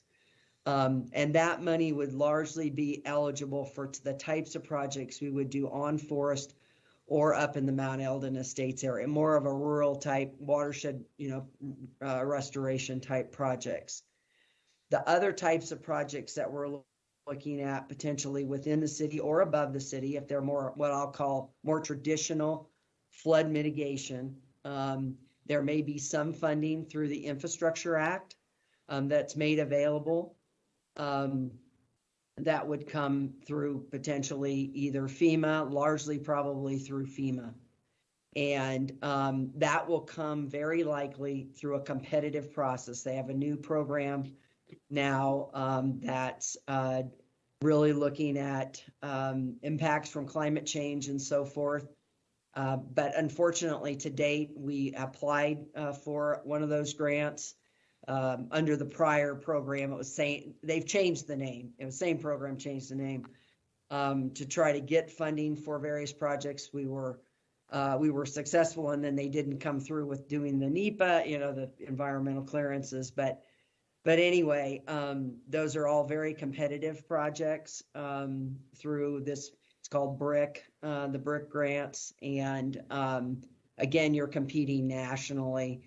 In Schultz, we did get some funding because it was declared a presidential level, and I'll let Wes speak to this a little bit as well, but it was declared a presidential level disaster because of the level of impacts out in that area, and frankly, the impact of the city water system was a huge contributor to meeting that threshold. And but out of that 30 to 40 million, we got $1 million from FEMA in public assistance funds. We got $1 million from the Forest Service. Again, this was because it was 8 watersheds and it was a presidential declaration. And then the rest of the federal funding that we got, almost the entire amount, came out of the NRCS EWP program. So those are really the buckets. There may be some other funding that can be accessible, but that's what we're aware of right now in terms of what's out there. And we'll make every effort to push for those funds and get certainly our congressional delegation, as you well know, Supervisor Horseman, you've been in contact even with Senator Kelly, I believe, today on this matter, and that will continue to help advocate for our eligibility and for securing those funds. So Lucinda, if you don't mind, I could summarize real quick to answer your question, Supervisor Horseman. The FEMA Federal Declaration Public Assistance, the grant from the Arizona Post-Wildfire Infrastructure Grant, there may be some potential funding there. Department of Emergency Management hazard mitigation grants may be out there, and then other grants that we can research. So Lucinda, historically, I remember during Schultz put together kind of a matrix, and we start to look at projects. What funding source could line up with a project? And so we'll be looking at that as we go along as well. So. Bottom line is there's very few. So hazard mitigation is now BRIC, and there may be some funds that come through associated with the fires that have taken place in Arizona. Usually we get some post-fire funds, which we've taken advantage of historically, but again, very, very competitive. And Stacy BK is on the line, our grant manager, and she was involved in Schultz when the water line had been compromised. And so the larger effort was able to get some funding, as Lucinda had noted, through that effort, because our major infrastructure was not only severely damaged, it was broken. And so we were able to repair that with those dollars. So even with all of this limited funding, is there these outside funding source available for individual property damage? I know we flood insurance. We're talking about that, and I hope that message is getting across loud and clear. But is there funds out there for that $2.8 million property loss? So we're going to have to look, if that's the case, Lucinda, you're shaking your head no, then we are going to need to look to places such as United Way and organizations that are doing substantial fundraising to try to help our residents that are in need of this individual property damage loss. Is that what you're saying? Yes. And I think right now it's really focused on developing this home repair program through the city's housing program. Kind of a complement to that, I'll say. They have a structure in place now to qualify people based on income and so forth. So you taking those dollars and then assisting those low-income residents with being able to make repairs to their living spaces, to their homes. And I know, and I had asked the mayor, just because I want to make a quick plug on this, because I was afraid you were going to say that, and we haven't been able to find any funding sources for individuals as well, other than obviously their own flood insurance. United Way, as you all know, has a effort that they have set up. And, besides the wonderful work that they are doing with Carol Dykes and Sybil Smith and others on getting the volunteers, over 717 volunteers in this community, neighbors helping neighbors, as they call it, living united, as they call it. And, another way to help, obviously, is to give to their fund to help some of these individuals that have really been hit hard. I've heard some tremendously heart-wrenching stories of people who are out of their homes and are really suffering at this time. So if anybody has additional funds available or is willing to dig deep in their pocket, Northern Arizona UnitedWay.org is doing some substantial fundraising to help these individuals. So, Mayor, I want to just make a plug, a thank you to United Way, and to make a plug that they're still working to try to help members of our community that have been so horribly hit by this. So thank you. Thank you, Supervisor Horseman. And I'm sorry, Mayor, I don't know if you want to say something as well, but just kind of a summarizing statement is this event, while it's a huge disaster for us, and it's maximizing our local resources to the fullest extent, and it's all hands on deck from both of our local government agencies, and we've all expended a lot of resources and a lot of financial resources and these mitigation measures, and as well as the United Way event volunteer efforts. At the same time, is it a significant enough event to qualify for these federal declarations? And that's kind of the real tough position that we're in. That said, when Lucinda says we're not giving up the fight, and Stacy Beckler-Nag says we're not giving up the fight, we're going to go out there and look for those funds that can link to the projects that we can potentially do with those funds. And so establishing that matrix of what projects need to get done and what funding sources are out there that would allow us to do those projects. Thank you, Andy. And I will say that, yeah, it's kind of a catch-22 too, that, you know, the mitigation efforts and things that were put into place actually put us under the thresholds for all of the damages that would have been done that would have gotten us federal funding.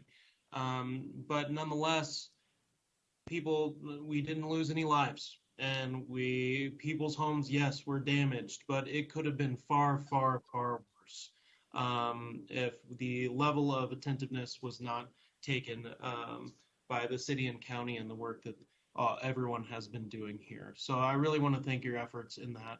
And on top of Supervisor Horstman's plug there, which I was going to reiterate, if you know, electeds and others can get the word out for these donations. I mean, we are in a town that really cares about each other. If the 717 some odd volunteers wasn't enough to show it, just get the word out so that way the donations can come. Some people can get at least a little bit of resources they need to rebuild. And inevitably, it's neighbors helping neighbors, right? So we can't count on a huge chunk of change from the federal government. We have to be helping each other out where we can and when we can. So please share it out that there is a fund, United Way, to be able to donate to homes and people that were disproportionately affected by the flooding. Thanks, Mayor. Thank you, Supervisor. Councilmember Shimoni, you had a question? Yes, I did. Thank you, Mayor, and hi, Lucinda, and hi, everybody. First of all, thank you all at the county and at the city and all of our partners for all of your efforts.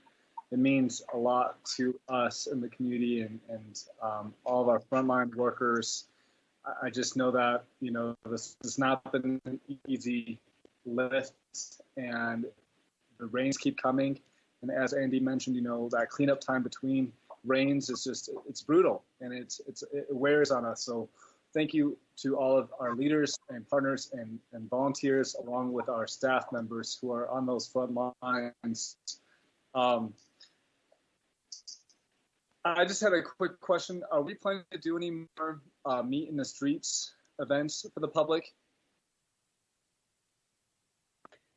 As we had noted, we've been, you know, doing pretty much constant communications with the museum flood area electronically, and then I know both the mayor, the vice mayor, I know others of you, Supervisor Horstman and Vasquez have been out going door to door and have communicated. I think right now, given the COVID dynamics and the dynamics with the flood events and trying to schedule something, I mean, we've done several Facebook Live events. Even that event the other day, I think we rescheduled 3 times trying to avoid the rain event, you know, a flood event. And so our preference right now is to communicate either through, you know, we're trying to use every other vehicle that we can as best we can. But certainly if individual property owners or if certain areas have questions and want to, again, submit that into the email or call the call center. But probably an email is best to say, hey, we'd like to sit down. We have done that with a number of residents to sit down and go through the specific dynamics of their location and talk through the mitigation. And I've certainly said to residents, you know, if you want to look at effectuating a greater level of mitigation and you want to bring in your own engineer, let's have that conversation. But you have to, like with us, they have to follow state law as well. and you can't create impacts upstream or downstream by whatever mitigation you implement. So we're trying to work as closely as we can. And I think, frankly, now working with individuals or with very small groups is far more effective than doing larger group. That was really effective when we had to get a lot of information out in a very quick manner to try to get people motivated to mitigate and allow us to develop a mitigation system. But now it's really working with individuals on their specific cases and their issues and moving through that. And we've done, just tens and tens of site assessments to look at individual mitigation. So, and I think we're improving our systems as we go along, where we team up an engineer with the damage assessment to make sure the mitigation's getting evaluated along with the damage assessed. So that hopefully it doesn't happen again. But I'll tell you, if we get a really, really large event like we had on the 17th, we're going to see that kind of water potentially again. It's just, you can't mitigate to every event, unfortunately. Okay, thank you, Lucinda. Thank you. I wish I had ideas for us. I don't. I look forward to hearing back from that summit where we bring all of our experts together. I think that's going to be really good. I've heard great things about that group and those involved. So thank you to everyone who's been involved in that process. And we look forward to hearing what they come up with and present back to us. Thank you to the County Board of Supervisors and to the council and everyone involved again. These are tough times, and partnership works. So we'll continue to work together and keep our eyes on the prize of keeping our community safe and get through this. Great, thank you, Mayor, and thank you, everybody. Thank you, Councilmember Shimoni. Do we have any other questions from the City Council or the Board of Supervisors?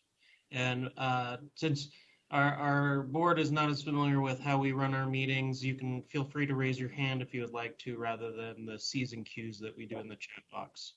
I'd like to say something. Yes, thank you.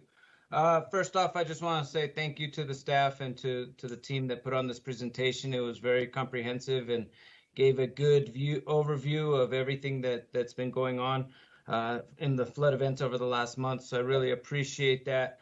Appreciate all the staff and the efforts and partnerships to clean up the community and take care of the various different areas. I mean, we were hit with an event that was larger than any of us expected, and it overwhelmed our capacity in terms of our watershed and whatnot. And so, just asking everybody to be patient with each other as we go through this. We do need to think through some long strategic plans on what we're going to do so that next year we don't face these same kind of situations. And so just really want to encourage the team and the engineers when you meet next week to really look at, how to clean up the Dorothy intersection, how to get look at the Linda Vista intersection, but also be thinking about outside. I mean, the area on the Mount Eldon Wash coming down into Swiss Manor and into Lower Greenlaw or Upper Greenlaw, Lower Greenlaw areas. All those areas were also affected with the flooding. And so as we're taking these long-term thought process and creating these strategies for this long-term mitigation efforts, we need to look at the whole picture, not just the flood scar area. Obviously, a lot of our funding is tied to that, and we want to maintain our efforts there and continue to dredge out the Arroyo Seco and some of those areas. But we also want to take into consideration those other areas because this isn't going away anytime soon. And the worst thing that could possibly happen for our community would be that we survive this event or these series of events this year, and then next year we're hit with the exact same events, and none of our mitigation efforts and none of our conversations did anything to fix it. So I just really want to encourage the team to really be proactive, to really think outside of the box, and really look to provide long-term flood mitigation strategies for our community. Thank you. Thank you, Supervisor Vasquez. Councilmember McCarthy? Yes. Just a brief comment. Well, first of all, thank you for the good presentation. And I think the one thing that really resonated with me that I want to make sure we don't forget, it was when Lucinda mentioned that the west side, the upper Rio de Flag watershed, the west side of that mountain needs to get thinned and treated, because if we had a fire up there, it would be a big deal. So let's just keep that one in mind. Thank you. Thank you, Councilman. You're right. Hello? It would be a very big Hello? deal. Hello? Sorry, who do we have Hello? on the line here? That's Supervisor Supervisor Okay, sorry. Supervisor I just- McGay, would you like yeah. to jump in here? Yes, I'm so honored and pleased and happy that, we're all on this call. There's two comments I want to make. One is that when we're talking about people getting help from certain areas, that for possible renovations or whatever, I think we really need to put it on a website somewhere so they don't have to get the runarounds when they do call the call center. Just information as to the steps or what needs to get done. The other thing is that I think we all need to band together on trying to get the reimbursements from FEMA because we're really struggling financially in certain areas because, we're putting more money into these efforts and we're not getting reimbursed for it. But I just want to thank everybody that's been on the call and on both sides, the city council people, our constituents. I'm just thankful that, we had this conversation. I know we have to really, really think about the future next year on, the following years, how we can curtail, a lot of these damages that are coming up and the flood insurance and stuff, we need to think about those things too. So as far as homeowners, so that's all I want to say. I just want to say thank you to everyone, all the council members and my colleagues and the rest of the community and people that are on the line here. Thank you so much. Thank you, Supervisor McGay. Chairman Ryan, do you have a comment? Yeah, probably quickly. I think most things have been said. The important thing is, staff's working on it 24/7. I know council members have been out there, you yourself, Mayor, and board members, and understand the impact when people are impacted. It's hard. We are trying to rally the appropriate resources, and people are working pretty much 24/7. The couple pieces, we're trying to keep our eye out for monies that might be available. We can't be all things. We can't fix everything.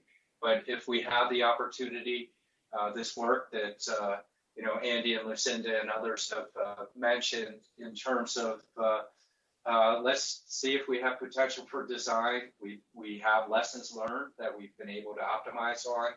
And then the other side of it is if there is a potential of getting a design that's shovel ready, that helps us as we get into competition in these grant funding opportunities. So, key pieces on that for the sake of the community, just a reassurance that that's out there, that people are working really hard to do it. And we are trying to be real, though, also. Sometimes natural events, you just can't design for them. So the areas that can be worked on, that's the great hope of this presentation. And as you had noted, Mayor, we are, a caring community, a caring city, a caring county. Those that can help, please do. We need volunteers as well. Insurance, the one thing that wasn't mentioned with the insurance is if you're renting, renter's insurance is if you don't have it, you could lose everything. If you do have it, it is a potential to help you out, to think about that. So that's a very important piece. Last piece, just more of an organizational piece. Mayor and I shift back and forth when we do these joint meetings. So the mayor's handling the running of the meeting, and really appreciate the city hosting us and your effort, Mayor, for what you're doing. Thank you. Thank you, Chairman Ryan. And yeah, we have a lot of caring people from the ground up, really working hard. 4 street sweepers out 24 hours a day, and getting help from other cities to get those street sweepers. if there was a silver bullet, if there was a magic wand that would help solve all this, we would have picked that up right away. It's just going to take some long-term planning. It's going to take, honestly, patience on all of our parts to really make sure that we're addressing these issues as best we can. And that takes resources, that takes legalities, all the things that have been presented by Lucinda and Andy and everyone else today. So with all that said, thank you for your patience. We're just going to have to keep all together here to keep chugging along. And I did see Vice Chairwoman Fowler jump on here. Did you want to say a couple words?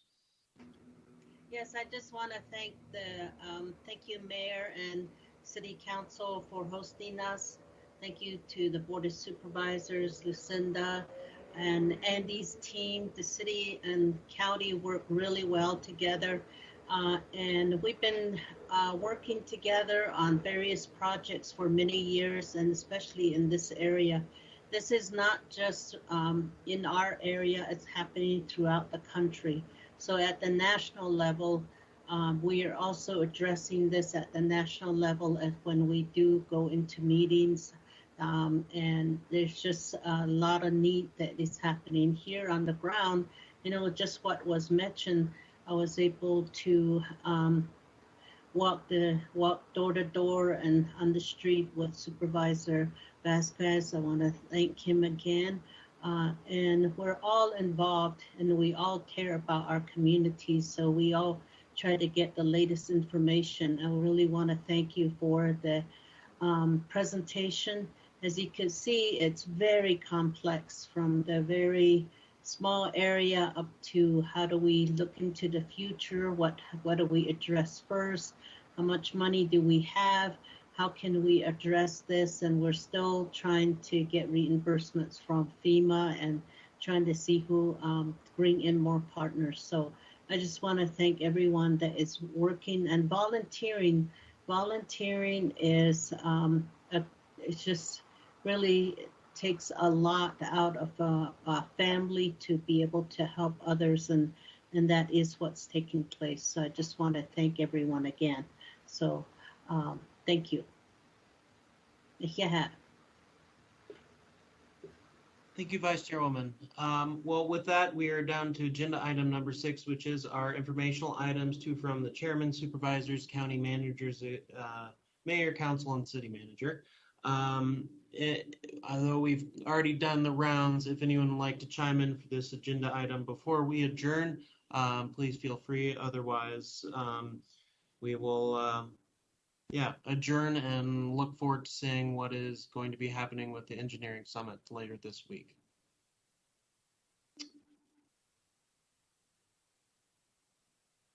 Give it a few seconds. We good? All right. Well, thank you everyone again, and this meeting is adjourned.